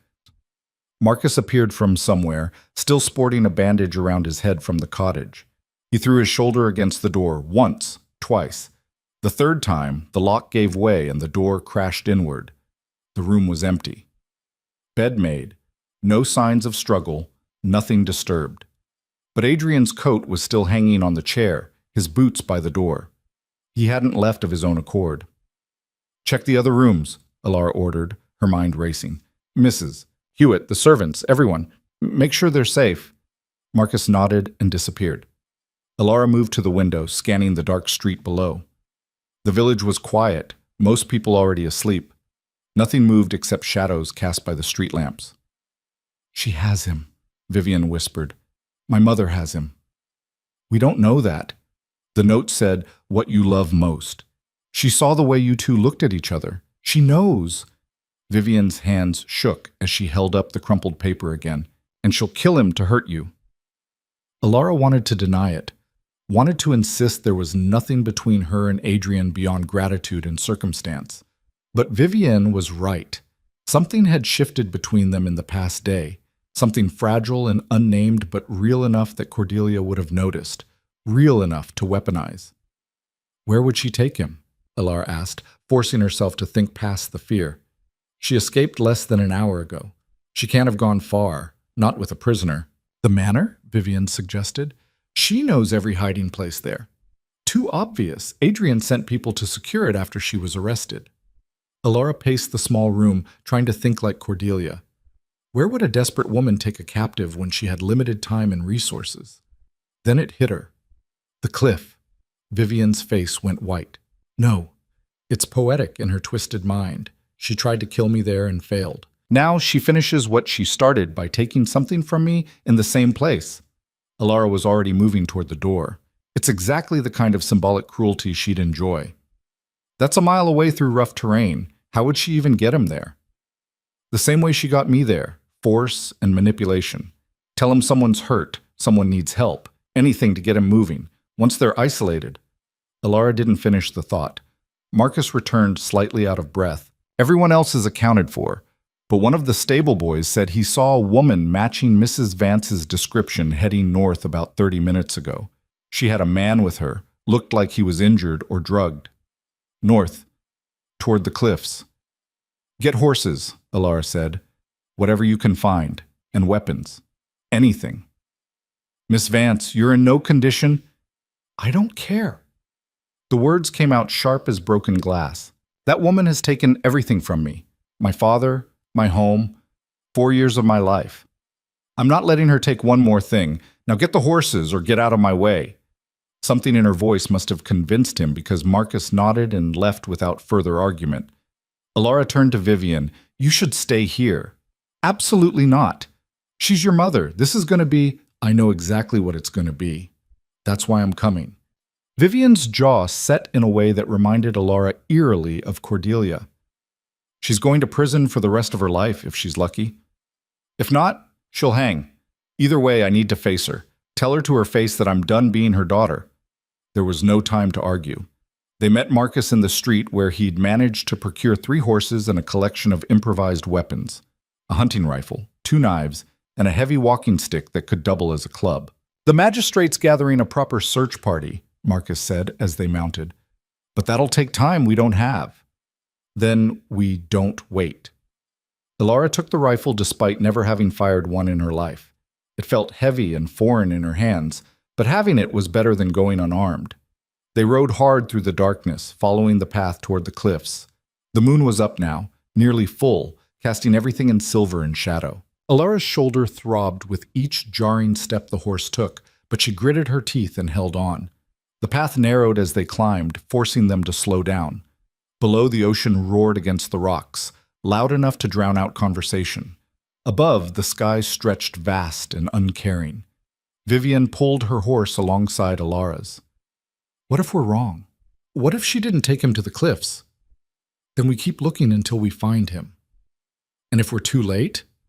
Alara didn't answer. Couldn't. The possibility sat in her chest like a stone, but acknowledging it out loud would make it too real.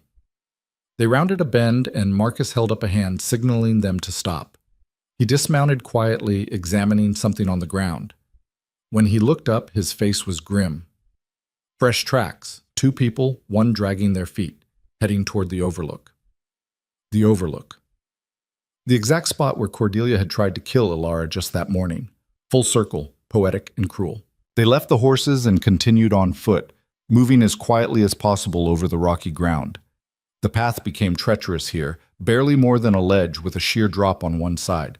One wrong step and it was 100 feet down to the rocks below. Alara's heart hammered so hard she could feel it in her throat. Every shadow looked like a person, every sound like a threat. Her injured shoulder made her clumsy, balance off, but she pushed forward anyway. Then she heard it, Cordelia's voice, carrying on the wind. Thought you were so clever. Coming here, playing the hero, rescuing the poor mistreated girl. Alara motioned for the others to stop. They were close now, maybe 50 feet from the overlook. She could see figures moving in the moonlight, 2 people standing near the cliff's edge. Mrs. Vance, this is pointless. Adrian's voice, strained but steady. Even if you kill me, you won't escape. The entire county is looking for you. I don't need to escape. I just need to make them hurt the way they made me hurt. Cordelia's laugh was high and brittle. You think you saved her. You just gave her hope. And when I take you away, when she has to live knowing she got you killed, that's a wound that will never heal. Alara felt Vivian tense beside her. She put a hand on her stepsister's arm, squeezing gently. Not yet. They needed to get closer, needed to see the situation clearly before making a move. They crept forward, using the rocks for cover. Now Alara could see them properly. Adrian standing at the very edge of the cliff, Cordelia behind him with something pressed against his back. A knife, probably, or maybe another gun. Adrian's hands were bound in front of him. Blood ran down the side of his face from a wound at his temple. But he was standing, alert, watching Cordelia with the careful attention of someone looking for an opening. You know what the ironic part is, Cordelia was saying. I actually admired you at first. A duke who did his own investigating, who didn't just trust what he was told. I thought we might have worked well together. Work together how? Partnership. You provide legitimacy and connections. I provide strategy and ruthlessness. We could have built something remarkable. She laughed again. But then you had to go and develop a conscience. Had to care about some pathetic girl who was never going to amount to anything. That pathetic girl survived 4 years of your abuse and still has more integrity than you'll ever possess. The knife pressed harder into his back. Careful. You're in no position to insult me. I'm in a position where nothing I say matters. You're going to kill me regardless. Adrian's voice was calm, almost conversational. So forgive me if I use my last words to tell you exactly what I think of you. Alara was close enough now to see Cordelia's face, twisted with rage and something that might have been pain. She looked smaller than she had in the manor, diminished by desperation and the knowledge that she'd already lost. You want to know what I think? Adrian continued. I think you're terrified, not of punishment or justice, but of being forgotten. You've spent your whole life trying to be important, to matter. And the thought that you might just disappear, that's what really scares you. Shut up. That's why you can't just run away. Why you had to come back, had to make some grand gesture. Because if you just disappeared, who would remember Cordelia Vance? Who would care? I said shut up. Cordelia shoved him forward, closer to the edge. Adrian stumbled, his bound hands making it impossible to catch himself properly. He went down on one knee, inches from the drop. Alara raised the rifle without thinking, sighting down the barrel at Cordelia's back. Her hands shook. The weapon felt impossible, like trying to hold thunder. Don't, Marcus whispered beside her. You might hit his grace. He was right. Even if Alara knew how to shoot, which she didn't, the angle was wrong. One mistake and Adrian would fall. But she couldn't just stand here watching either. We need a distraction, Vivian breathed. Something to get her attention away from him. Before Alara could respond, Vivian was moving, stepping out from behind the rocks into the moonlight. Mother! Cordelia spun, the knife arcing away from Adrian. In that split second of distraction, Adrian lunged sideways, rolling away from the cliff edge despite his bound hands. Cordelia recovered fast, but her focus had shifted entirely to Vivienne. You did this. You destroyed everything. I told the truth. That's not the same thing. You betrayed me, your own mother. After everything I gave you, you gave me fear. Vivian's voice cracked. You gave me impossible standards and conditional love and the constant terror that one wrong move would make you turn on me the way you turned on Alara. Cordelia took a step toward her daughter, knife still in hand. Ungrateful child, I made you beautiful, accomplished, perfect. You made me a doll, a pretty thing to display when it suited you and put away when it didn't. Vivian was crying now, tears streaming down her face. I loved you. I wanted so badly for you to love me back. But you're not capable of love, are you? Just possession, control. Love is for the weak. Then I'm weak, and I'd rather be weak and kind than strong and cruel like you. The words hung in the air between them. Cordelia's face went through a dozen emotions: rage, hurt, calculation, dismissal. Finally, she laughed. Fine. You want to stand with her? With them? Then you can die with them. She raised the knife and charged. Alara fired. The rifle kicked back hard enough to knock her off her feet. The shot went wide, missing Cordelia entirely, but close enough to make her stumble. It bought Vivian precious seconds to dodge sideways, away from her mother's blade. Adrian was up now, hands still bound, but using them together like a club. He caught Cordelia in the ribs as she passed, the impact spinning her around. She slashed at him wildly, and he jerked back, the knife catching his sleeve but not flesh. Marcus was running forward, club raised. Alara scrambled to reload the rifle, but her hands were shaking too badly, the mechanism foreign and complex. Cordelia recovered her balance and lunged for Vivian again. This time her daughter couldn't dodge fast enough. The knife scored across Vivian's arm and she cried out, stumbling backward, right toward the cliff edge. No! Alara dropped the rifle and ran. Everything happened in the space of a heartbeat. Vivian's foot caught on loose stone and she teetered on the edge, arms windmilling. Cordelia stood frozen, watching her daughter about to fall with an expression that might have been horror or satisfaction. Alara hit Vivian at full speed, both of them going down in a tangle of limbs. They landed hard on solid ground, inches from the drop, Alara's injured shoulder taking most of the impact. Pain whited out her vision for a moment. When it cleared, Marcus had Cordelia pinned against a rock, the club across her throat. Adrian was cutting his bonds on a sharp stone, fingers working quickly despite the blood running down his arm. It's over, Marcus said, his voice hard. It's done. Cordelia struggled for a moment longer, then went limp. not in surrender, but in exhaustion. The fight drained out of her all at once, leaving behind just a woman who'd gambled everything and lost. "It's not over," she said quietly. "It will never be over. Even in prison, even dead, I'll have won, because you'll never forget me. None of you will. Every time you look in the mirror, every time you're happy or safe or loved, you'll remember what I did to you. You'll remember that I had that power." Alara pulled herself up slowly, helping Vivian to her feet. Her stepsister was shaking, bleeding from the shallow cut on her arm, but otherwise unharmed. "You're wrong," Alara said. Her voice was quiet but steady. "You'll be a cautionary tale, a lesson in what happens when cruelty becomes someone's only language. But you won't be important. You won't matter." "I matter. I always—" "You're already forgotten." Alara turned away, dismissing Cordelia as completely as Cordelia had once dismissed her. "Take her back to the magistrate. Make sure she actually reaches the jail this time."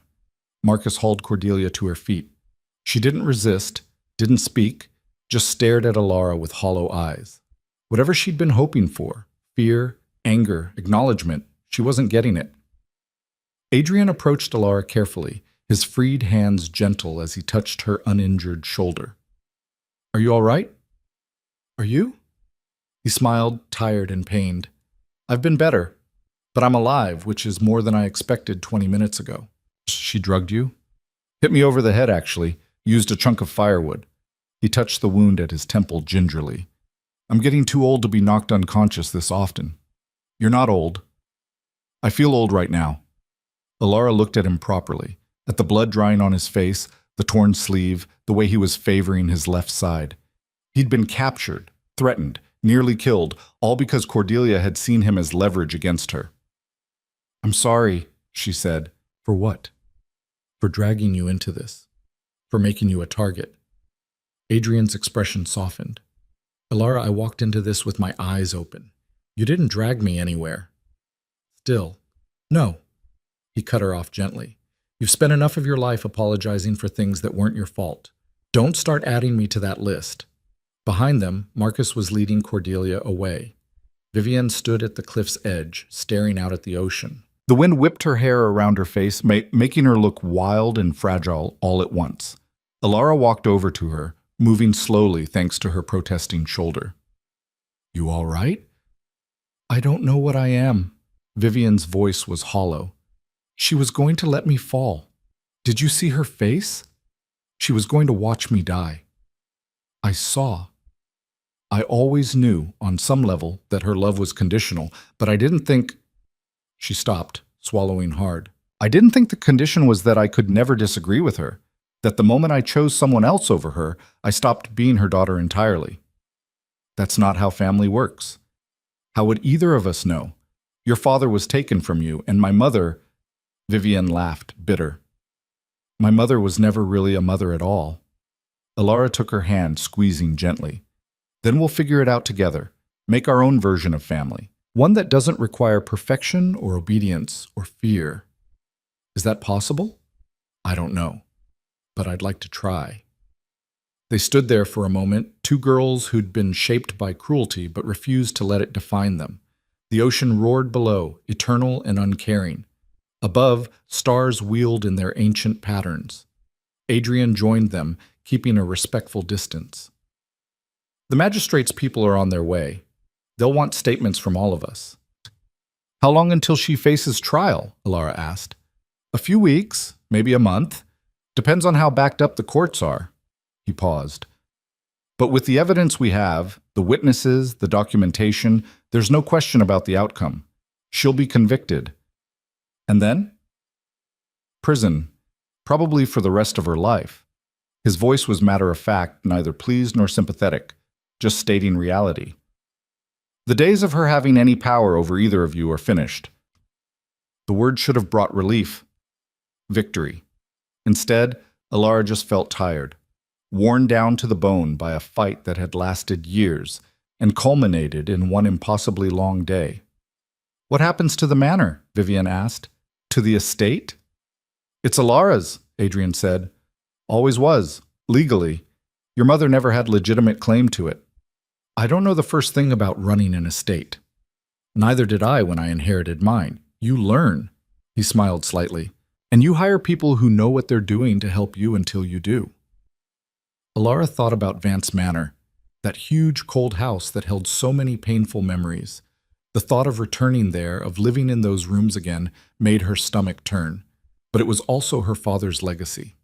His dream. The place he'd hoped to turn into a home. Maybe, with time and work and the ghosts finally laid to rest, it could be that. I'll need help, she said quietly. I can't do this alone. You won't be alone. Adrian's voice was firm. I'll help however I can. Advice, connections, resources, whatever you need. Why? The question came out before Alara could stop it. Why keep helping? You've already done so much, risked so much. You don't owe me anything. He was quiet for a moment, choosing his words carefully. When my sister died, I swore I'd never stand by again while someone suffered. That if I had the power to help, I would use it. He met her eyes. But it's more than that with you. You're not just someone who needs help. You're someone who deserves better than what you've been given. And He stopped, seeming uncertain for the first time since she'd met him.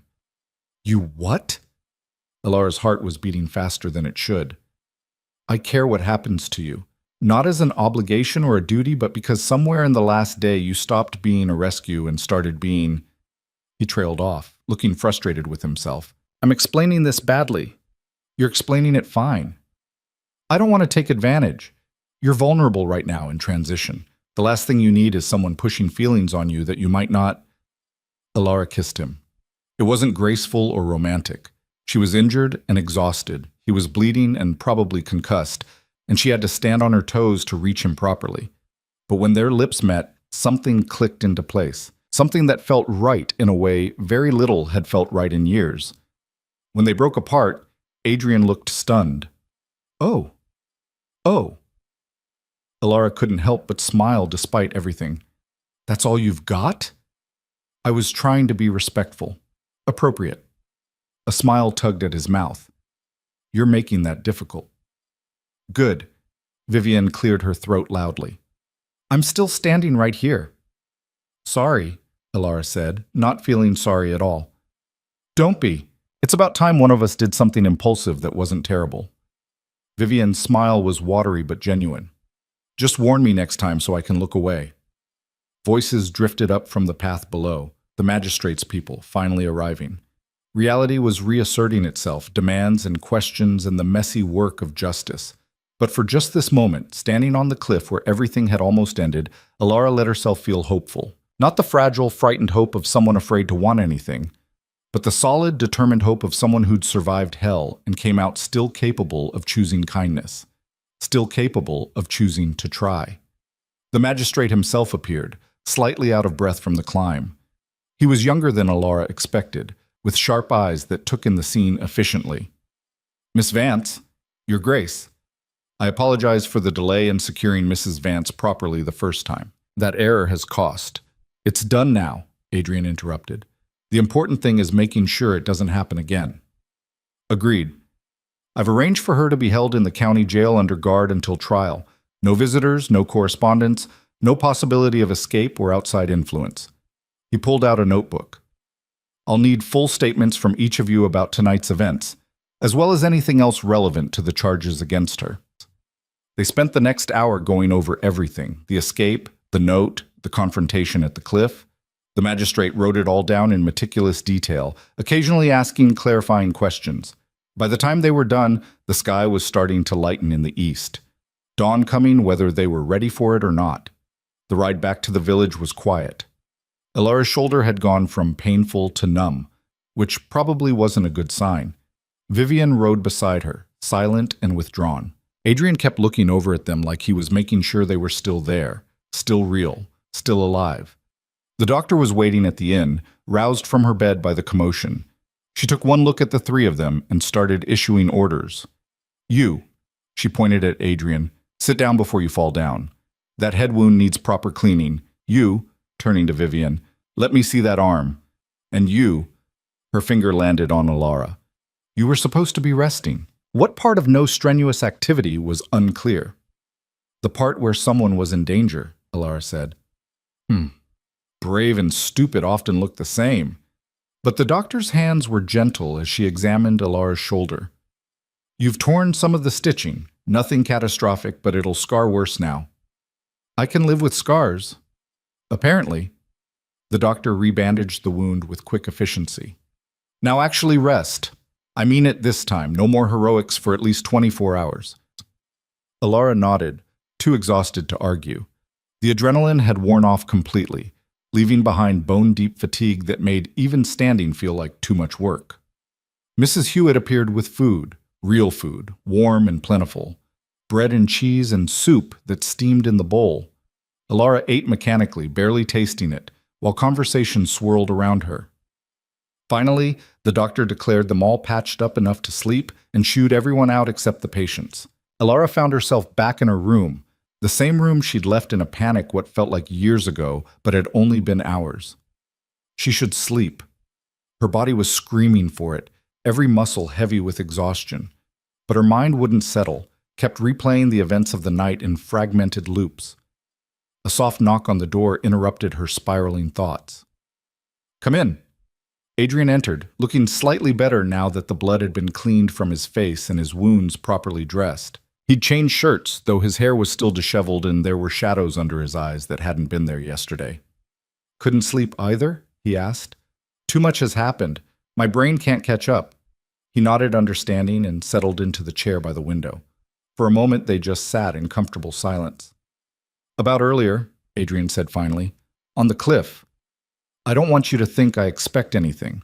You were overwhelmed, emotional, and I— Stop, Alara interrupted. Don't explain away something that felt real to me. I'm not trying to. I just want you to know there's no pressure, no obligation. He ran a hand through his hair, making it even messier. You've spent years having every choice taken from you. I won't be another person doing that. Alara studied his face, the careful honesty there, the genuine concern. He meant every word. Would step back if she asked, disappear from her life if she said that's what she wanted, which was exactly why she didn't want him to. What if I want the obligation? She asked. What if I'm tired of having no expectations, no connections, nothing tying me to anyone? Then we figure it out, slowly, at whatever pace feels right. He smiled.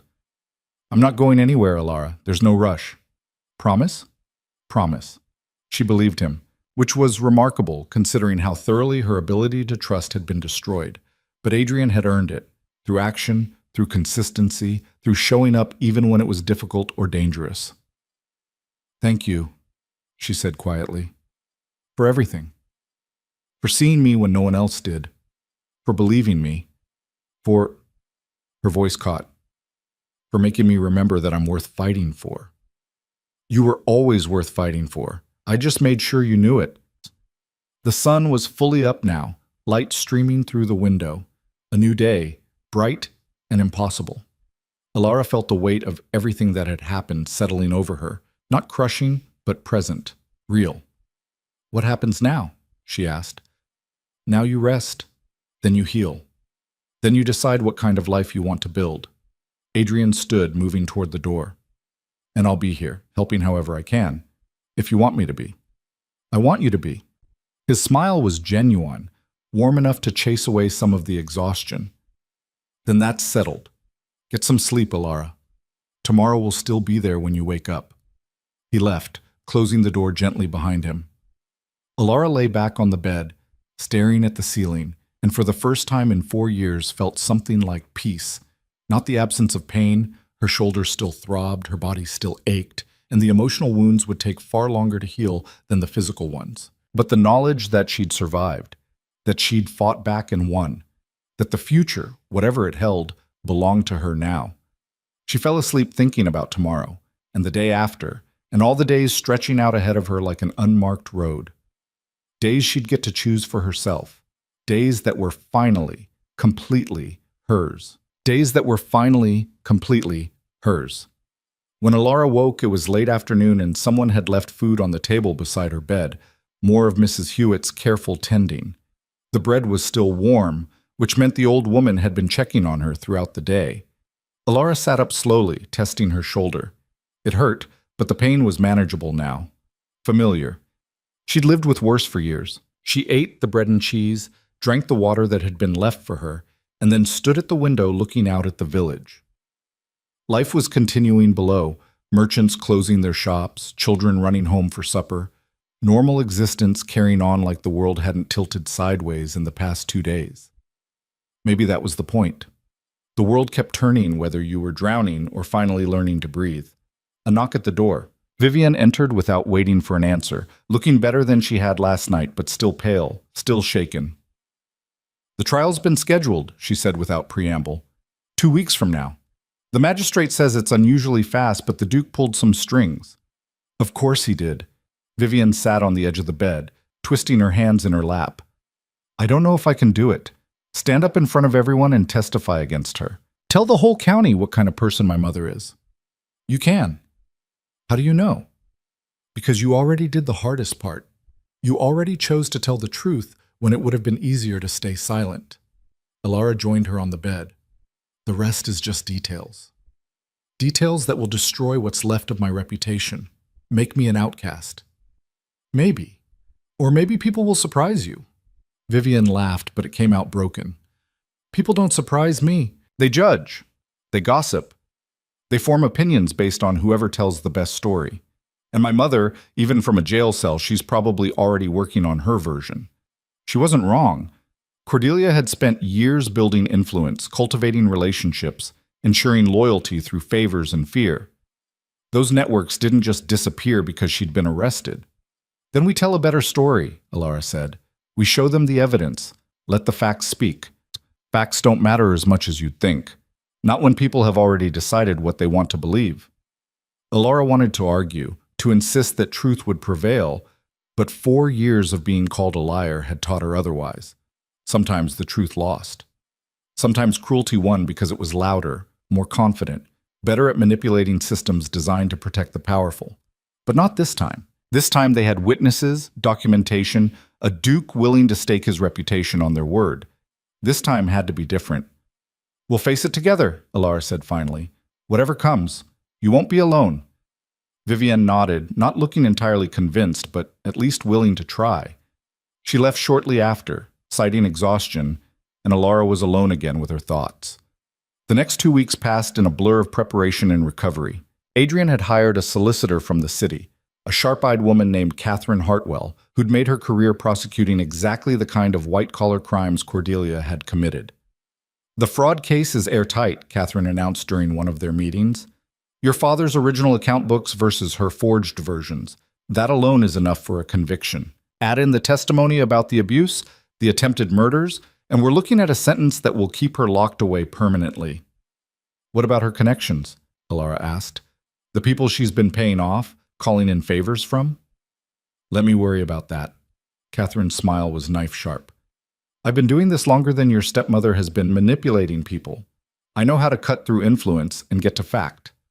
Alara wanted to believe her, wanted to trust that competence and preparation would be enough. But doubt was a hard habit to break. The trial was set to take place in the county courthouse, an imposing stone building that had stood for over a century. Alara had never been inside before, had never needed to be. Now she walked through its doors flanked by Adrian and Vivian, feeling like she was entering a different kind of battlefield. The gallery was packed. Apparently the spectacle of a duke testifying against a woman who'd attempted murder was too good to miss. Alara recognized faces from the village, from social gatherings she'd attended before Cordelia had isolated her. Some looked sympathetic, others merely curious. A few looked hostile, already convinced that Cordelia was the victim here. Cordelia herself sat at the defendant's table, looking composed and dignified despite the plain dress she'd been given in lieu of her usual finery. She'd managed to style her hair, to arrange her features into an expression of wounded innocence. Even now, even here, she was playing a role. Their eyes met across the courtroom. Cordelia smiled, small, private, full of promises that she wasn't finished yet, that even if she lost this battle, she'd find ways to wound them from behind bars. Alara forced herself to look away, to focus on Catherine, on the evidence stacked on the prosecution's table, on Adrian's steady presence beside her. The judge entered, an elderly man with a reputation for being fair but harsh. He called the court to order, and the trial began. Catherine opened with a methodical dismantling of Cordelia's carefully constructed life. She presented the account books, highlighting the discrepancies, called handwriting experts who testified that the forgeries were clear and deliberate, showed documentation of fund transfers into accounts Cordelia controlled.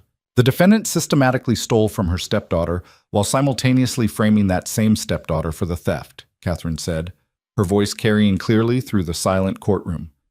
This was not a crime of opportunity or desperation. This was calculated, sustained fraud designed to both enrich herself and discredit the rightful heir to the Vance estate. Cordelia's solicitor, an older man who seemed uncomfortable with his client, objected weakly. The judge overruled him. The testimony began. Mrs. Hewitt took the stand first, her weathered hands gripping the rail as she described years of watching Alara's mistreatment, the locked pantries, the inadequate food, the deliberate cruelties. "I should have spoken sooner," she said, her voice heavy with regret. "But I was afraid of losing my position, of being cast out with nowhere to go. I'm ashamed of that fear now." Other servants followed, each adding their own pieces to the mosaic of abuse. The stable boy who'd seen Alara sleeping in the kitchen, the maid who'd witnessed Cordelia striking her, the cook who'd been ordered to serve Alara only scraps and leftovers. Cordelia's solicitor tried to paint them as disgruntled employees seeking revenge, but their testimony was too consistent, too detailed, too obviously true. Then it was Vivian's turn. She walked to the stand with her head high, though Alara could see her hands shaking. She took the oath in a clear voice and sat down, finally looking at her mother. Cordelia stared back, her expression unreadable. "Miss Vance," Catherine began gently, "please describe for the court your relationship with your mother." Vivian took a breath. "I loved her. I wanted desperately for her to love me back, but her love always came with conditions. I had to be perfect, obedient, exactly what she wanted me to be. And I tried. For years, I tried. When did that change? When I realized that perfection still wasn't enough, that she'd sacrifice me as easily as she'd sacrificed Alara if it suited her purposes." Vivian's voice strengthened. "She tried to kill my stepsister twice. The second time, she would have let me die too. That's when I understood that I was never her daughter. I was a tool, a possession, something to be used." Catherine walked her through specific incidents, the beatings Vivian had witnessed, the deliberate starvation, the psychological torment. Then the cliff, both attempts, described in excruciating detail. "And after the first attempt, when the Duke intervened, what did your mother say?" "She was angry, not remorseful, not frightened, angry that she'd been caught. She immediately started planning how to discredit Alara and the Duke, how to turn the situation to her advantage." Vivian's eyes never left Cordelia's face. "She told me that Alara deserved to die, that she was weak and pathetic, and the world would be better off without her. She said it like it was a simple fact." The courtroom was silent enough to hear breathing. Cordelia's solicitor stood for cross-examination. "Miss Vance, isn't it true that you and your mother had disagreements? That perhaps your testimony is colored by a daughter's rebellion rather than objective fact?" "I'm not rebelling. I'm telling the truth. A truth that conveniently paints you as a victim alongside Miss Alara Vance, when in reality you benefited from your mother's actions for years." Vivian flinched but didn't back down. "I did benefit. I was complicit through my silence. I know that, and I'll have to live with it. But I'm not lying now. Every word I've said is true, or what you've convinced yourself is true, influenced by—" "I watched my mother try to murder someone twice," Vivian interrupted, her voice sharp. "I'm not confused about that. I'm not mistaken. It happened, and I'm done pretending it didn't." The solicitor sat down, looking defeated. Marcus testified next, describing both rescue attempts. Then Adrian took the stand, his testimony measured and precise. He detailed every conversation with Cordelia, every inconsistency he'd noticed, every red flag that had prompted his investigation. "When I saw Mrs. Vance push her stepdaughter off that cliff, it confirmed what I'd already begun to suspect," he said, "that she was a woman who would do anything, including murder, to protect the life she'd built through deception and theft." Cordelia's solicitor tried to suggest Adrian had been deceived by a pretty face, that his judgment was compromised by attraction to Alara. Adrian's response was cold and cutting. I'm a duke with significant business holdings and political responsibilities. I don't make accusations of attempted murder lightly or based on emotion. I make them based on what I witnessed with my own eyes. Finally, it was Alara's turn. She walked to the stand feeling disconnected from her body, like she was watching herself from a distance. Catherine's questions started gentle, establishing background, her relationship with her father, the early days after Cordelia's marriage, the gradual shift into abuse. Describe for the court how Mrs. Vance treated you in the years following your father's death. Alara did. Not emotionally, not dramatically, just laying out facts. The isolation, the accusations of theft, the physical abuse, the starvation. She kept her voice steady, her answers clear. But when Catherine asked about the cliff, about that moment when Cordelia's hands shoved into her back, Alara's voice finally cracked. I'd spent 4 years wishing I was dead, thinking it would be easier than surviving one more day. And then when it was actually happening, when I was falling, she stopped, composed herself. I realized I didn't want to die, that I'd never wanted to die. I just wanted the pain to stop. And who caused that pain? She did. Alara looked directly at Cordelia. Systematically, deliberately, for years. Cordelia's solicitor stood for cross-examination, but his questions were half-hearted. He tried to establish that Alara might have misinterpreted discipline for abuse, that perhaps her grief over her father had colored her perceptions. My father never struck me, Alara said flatly. He never locked me in rooms or starved me or told me I was worthless. I know the difference between grief and abuse. But you admit you were troubled after his death. I was grieving. That's not the same as unstable. And even if I had been unstable, that wouldn't justify years of systematic cruelty. She leaned forward. Nothing justifies what she did. The examination ended. Catherine called a few more witnesses, the doctor who'd treated Alara's injuries, the magistrate who'd documented the evidence. Then the prosecution rested. Cordelia's defense was thin. Her solicitor tried to paint her as a woman who'd made mistakes but meant well, who'd been trying to help an ungrateful stepdaughter who resented her presence. He called a few character witnesses, people who'd known Cordelia socially, who spoke of her charm and generosity.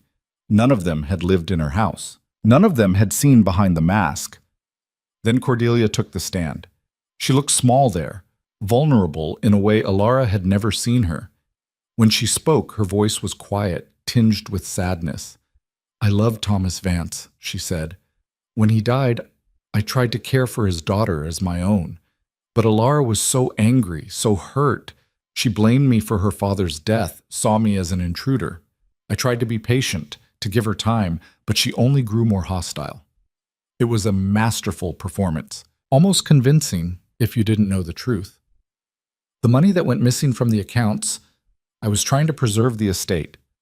Thomas had made some poor investments before his death, and I was attempting to shield Alara from that knowledge while I corrected the situation. When she discovered the transfers, she assumed the worst. And the Cliff incident? Her solicitor prompted. Alara had been talking about suicide for weeks. I was terrified. That day, I followed her to the Overlook to talk, to try to help. When she threatened to jump, I reached for her, trying to pull her back, but she jerked away and fell. Thank heaven the Duke was there to save her. The lies were smooth, practiced, delivered with perfect wounded sincerity. Catherine stood for cross-examination. Her expression was pleasant, almost friendly. Mrs. Vance, you claim you were trying to save your stepdaughter from falling. Yet 2 witnesses, both of whom have no reason to lie, testified that they saw you push her. Are they both mistaken? They misinterpreted what they saw. In the chaos of the moment, both of them, a duke and his trained assistant, both experienced men with good eyesight, both misinterpreted the same action the same way? Cordelia hesitated. It happened very quickly. Indeed. So quickly, in fact, that you had already prepared documents to have Miss Alara Vance declared mentally unfit and committed to an institution. Documents that were ready that same evening, almost as if you'd planned for this outcome. I was preparing for multiple contingencies. If Alara was truly suicidal, or if your attempt to murder her succeeded, you'd need an explanation ready. Catherine's voice was sharp now. Just as you had explanations ready for the missing money, for the abuse, for everything. You're very good at explanations, Mrs. Vance. I'm telling the truth. Let's talk about truth. You testified that you loved Thomas Vance, yet 2 days before his death, he told you he was changing his will to exclude you. How did that make you feel? Cordelia's mask slipped for just a moment. I don't recall. We have his diary, his private writings describing that exact conversation. Would you like me to read them to the court? Those are private. They're evidence, just as your forged account books are evidence, just as the testimony of a dozen witnesses is evidence, just as the bullet that grazed Miss Alara Vance during your second murder attempt is evidence. Catherine's voice rose. You can lie all you want, Mrs. Vance, but the evidence doesn't lie. The cross-examination continued for another hour, Catherine methodically dismantling every claim Cordelia made. By the end, even Cordelia's solicitor looked relieved when it was over. Closing arguments were brief. Cordelia's solicitor made a weak plea for mercy, suggesting that mistakes had been made but that imprisonment was excessive. Catherine's response was devastating. This was not a mistake. Mistakes are accidents, errors in judgment, momentary lapses. What Cordelia Vance did was calculated, sustained, and utterly without remorse. She stole from an orphaned girl. She abused her for years. She attempted murder twice when that girl threatened her control. And even now, sitting in that chair, she shows no regret, no acknowledgement of wrongdoing, no humanity. Catherine gestured to where Alara and Vivian sat. These young women survived despite her best efforts to destroy them. They deserve justice. They deserve to know that the legal system they're supposed to trust actually works, that it protects the vulnerable instead of the powerful. That truth matters more than influence or charm or carefully constructed lies. She turned to the jury. I'm asking you to look at the evidence, all of it, and then to do what's right, not what's easy or socially convenient or politically expedient. What's right? The jury deliberated for 3 hours. Alara spent that time in a small room with Vivian and Adrian, unable to sit still, unable to think about anything except what would happen if Cordelia somehow won. If her lies were believed, her influence prevailed, her cruelty rewarded. She won't win, Adrian said quietly. The evidence is too strong. Evidence doesn't always matter. It matters today. Trust that. When they were called back to the courtroom, Alara's heart was hammering so hard she could feel it in her throat. The jury filed in, their faces serious and unreadable. The foreman stood. In the matter of fraud and embezzlement, we find the defendant guilty. In the matter of attempted murder, we find the defendant guilty. In the matter of guilty, guilty, guilty. Every charge, every count, guilty. Cordelia's face went white, then red. She started to stand, to protest, but her solicitor pulled her back down. The judge called for order as murmuring swept through the gallery. Sentencing was immediate. Mrs. Cordelia Vance, you have been found guilty of multiple serious crimes committed against those who should have been able to trust you most. The court sentences you to 25 years imprisonment with no possibility of parole for the first 15 years. Additionally, all assets obtained through fraudulent means are to be returned to their rightful owner, Miss Alara Vance. 25 years. Cordelia would be an old woman by the time she was released, if she survived that long. Guards approached to lead her away. Cordelia stood slowly, her composure finally cracking completely. She looked across the courtroom at Alara, and for just a moment there was nothing in her eyes but pure hatred. This isn't over, she said, her voice carrying despite the noise. You think you've won, but you'll never be free of me. Never. I'll be in your nightmares and every doubt, every fear. That's enough, the judge said sharply. The guards hauled Cordelia away, still talking, still trying to wound even in defeat. Her voice faded as she was taken from the courtroom, and then she was gone. Really, finally gone. The gallery erupted in conversation. Catherine was accepting congratulations from colleagues. The judge was calling for order. But Alara just sat there, feeling nothing and everything all at once. It was over. 4 years of abuse, 2 attempts on her life, weeks of fear and preparation and testimony, and it was over. She started crying before she realized it was happening. Big, ugly sobs that shook her whole body. Vivian put an arm around her shoulders, crying too. Adrian knelt in front of them, his hands gentle on Alara's knees, just being present. You did it, he said quietly. Both of you. You stood up and told the truth, and justice actually happened. I can't believe it. It's real, Alara managed through tears. It's real. She's going to prison. You're getting your life back. All of it's real. The days after the trial passed in a strange haze. Word spread through the county fast. Everyone suddenly had opinions about Cordelia Vance and her stepdaughter. Some were sympathetic. Others, the ones who'd benefited from Cordelia's influence, were quietly hostile. Alara found she didn't care much either way. She returned to Vance Manor a week after the trial, standing in the entrance hall and feeling like a stranger in her own home. But Adrian was right. It was her home now. Legally, officially, completely hers. Time to make it feel that way. The first thing she did was unlock all the doors Cordelia had kept secured. The pantries, the storage rooms, her father's study. She threw open windows that had been shuttered for years, letting in light and air. Mrs. Hewitt cried when Alara offered her a proper position as head of household staff, with a real salary and respect instead of fear. You don't have to. I do. You stood by me when no one else would. That deserves recognition. Slowly, carefully, Alara began rebuilding. She hired a estate manager to handle the finances until she learned them herself. She brought in workers to repair damage Cordelia had let accumulate. She donated her stepmother's expensive clothes and jewelry to charity, keeping nothing that held those memories. Vivian stayed, helping where she could. They were finding their way to being sisters, real sisters, not the performance Cordelia had demanded. It was awkward sometimes, both of them carrying damage that didn't heal overnight, but they were trying. Adrian visited regularly, helping with legal matters, offering advice on estate management, slowly becoming part of the fabric of Alara's new life. The attraction between them was still there, growing steadily into something deeper. Take your time, he'd said. Figure out who you are without someone defining you. I'll still be here. 6 months after the trial, Alara stood in the manor's library, her father's favorite room, now hers. She'd spent the morning going through his papers, organizing what could be saved and discarding what couldn't. At the bottom of a drawer, she found a letter addressed to her in his handwriting. It was dated 2 days before his death. Her hands shook as she opened it. My dearest Alara, if you're reading this, then I've failed to protect you as I should have. I've realized too late that Cordelia is not who I believed her to be. I'm changing my will tomorrow to ensure she has no claim on the estate or on you.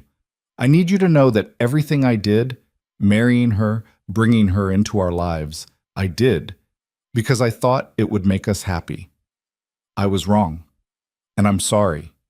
You're strong, clever, and kind. Everything I could have hoped for in a daughter. Whatever happens, whatever she does, remember that you are Thomas Vance's child. You have his stubbornness and his heart. That will carry you through anything. Be brave, my girl. Be true. And know that I loved you more than life itself. Your father Alara read it 3 times, tears streaming down her face. He'd known, had tried to fix it. And Cordelia had killed him before he could, but he'd left her this, proof that she'd been loved, valued, believed in, proof that her memories of him weren't colored by grief or wishful thinking. She folded the letter carefully and placed it in her pocket, close to her heart. That evening, Adrian found her in the garden. The summer air was warm, heavy with the scent of roses her father had planted years ago. She'd been working to restore the gardens to what they'd been before Cordelia let them run wild. You look like you could use company, he said. Always. She smiled. How was the meeting with the road commission? Productive. The northern route will be approved next month.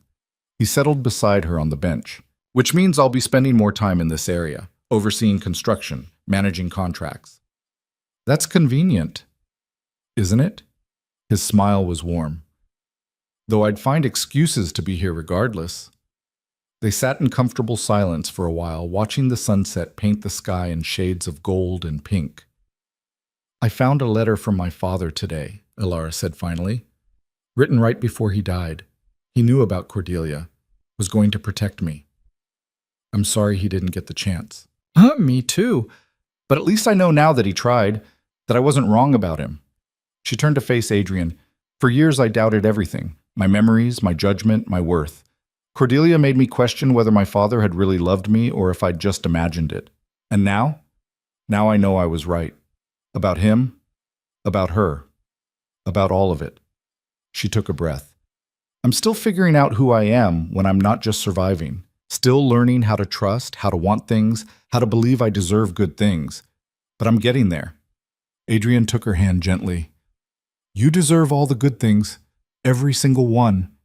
I'm starting to believe that. Good. He squeezed her hand. Because I have something to ask you, and I need you to actually believe you deserve it. Alara's heart started beating faster. What is it? I know it's too soon. I know you need time to heal, to find yourself, to build your life. But I also know that I don't want to spend that time anywhere except beside you, if you'll have me. He met her eyes. Not as a rescue or an obligation, as a partner, as someone who sees you, really sees you, and wants to be part of your life. Adrian, you don't have to answer now. Think about it. Take all the time you need. Just know that I mean it. Every word. Alara looked at this man who'd saved her life twice, who'd stood by her through the hardest days, who'd never once asked for anything in return. This man who'd seen her at her absolute worst and somehow still saw worth. I don't need time, she said quietly. I've spent 4 years having every choice taken from me. Now I get to choose. And I choose you. His smile was bright enough to rival the sunset. You're sure? I'm terrified. I'm damaged. I'm going to have bad days and worse nights and moments where I don't know how to be loved because I've forgotten what it feels like. She squeezed his hand back. But I'm sure. He kissed her then, gentle and careful and full of promise. When they broke apart, the sun had fully set and stars were beginning to emerge. Come on, Alara said, standing and pulling him up with her. I want to show you what I'm planning for the East Wing. I'm thinking of turning it into something useful, maybe a school for girls who need somewhere safe. A school? Or a refuge? I haven't decided yet, but something good. Something that takes all this space Cordelia filled with fear and turns it into hope instead. Adrian's expression was soft with admiration. That's perfect. They walked back to the manor together, discussing plans and possibilities.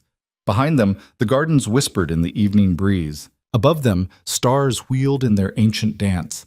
And inside Alara, something that had been broken for 4 years finally began to heal. Not all at once. Not perfectly. But steadily, surely, like bone knitting back together. She was building a life, her own life, by her own choices. A life that included Adrian's partnership, Vivian's tentative friendship, Mrs. Hewitt's loyal care. A life where she could be flawed and still worthy, damaged and still deserving, scarred and still beautiful. A life that was finally, completely, hers. 3 years later, Alara stood in the same garden where Adrian had asked to be part of her life, watching the sunset paint familiar colors across the sky. The manor behind her buzzed with activity, 12 girls currently in residence at the Vance Academy for Young Women, as the school had officially been named. Some had come from abusive homes. Others were orphans. A few were simply bright girls whose families couldn't afford education. All of them were learning that they had worth, value, futures that belonged to them.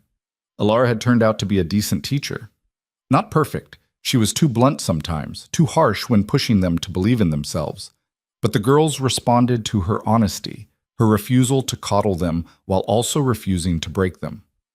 Adrian appeared beside her, their 2-year-old daughter balanced on his hip. Little Catherine, named for his sister, was babbling about something only she understood, her dark curls wild around her face. Mrs. Hewitt says dinner is in 10 minutes and you're not to be late because the girls worked hard on it, he said. I wouldn't dare disappoint them. Alara took Catherine from him, settling her on her own hip. The girl immediately started playing with Alara's hair, which had grown long enough to braid again. Vivian sent word, Adrian continued. She'll be arriving tomorrow with her new husband. Apparently they're very eager to meet the family. Vivian had eventually left the county, moved to the city, made a life away from Cordelia's shadow. She'd married a bookish professor who treated her kindly and never once tried to control her. They visited regularly, and each time Alara saw her stepsister, she looked more solid, more real, more herself. That's good. Catherine will be excited to have visitors. They stood together as the sun completed its descent, their daughter squirming between them. From the manor, the sound of girls laughing drifted out. Mrs. Hewitt's voice called something about setting the table properly. Normal sounds, happy sounds, home. Do you ever think about her? Adrian asked quietly. Cordelia? Alara considered the question honestly. Sometimes. Usually when I'm dealing with the girls, seeing the damage their abusers left behind, I remember what that felt like, being broken and blamed for it. And I remember that I survived it, that survival is possible even when it doesn't feel like it. She shifted Catherine to her other hip. She tried to erase me, make me believe I was nothing, but she failed. She definitely failed. I won't lie and say I'm completely healed. I still have nightmares. I still flinch at loud noises. I still have moments where I doubt everything. Alara looked at Adrian. But I'm here. I'm building something good. I'm raising a daughter who will never question whether she deserves to exist. You're doing more than that. You're changing lives. We're changing lives. This isn't just me. Adrian smiled and kissed her forehead. Fair enough. Come on, let's get inside before Mrs. Hewitt sends a search party. They walked back together, Catherine chattering between them, the warm light from the manor's windows spilling out to greet them. Alara paused at the threshold, looking back one last time at the garden, the cliff path just visible in the distance where moonlight caught the ocean. That cliff had almost been the end of her story. Instead, it had been the beginning of everything after. She'd fallen, and someone had caught her. She'd been broken, and she'd learned to heal. She'd been told she was worthless, and she'd proven them spectacularly wrong. Not perfectly, not without scars, not without cost. But she'd survived. And more than that, she'd learned to live. Alara stepped through the door into the noise and warmth and chaos of home, leaving the darkness behind her where it belonged. In the past, in the place where Cordelia Vance's influence ended and Alara's real life began.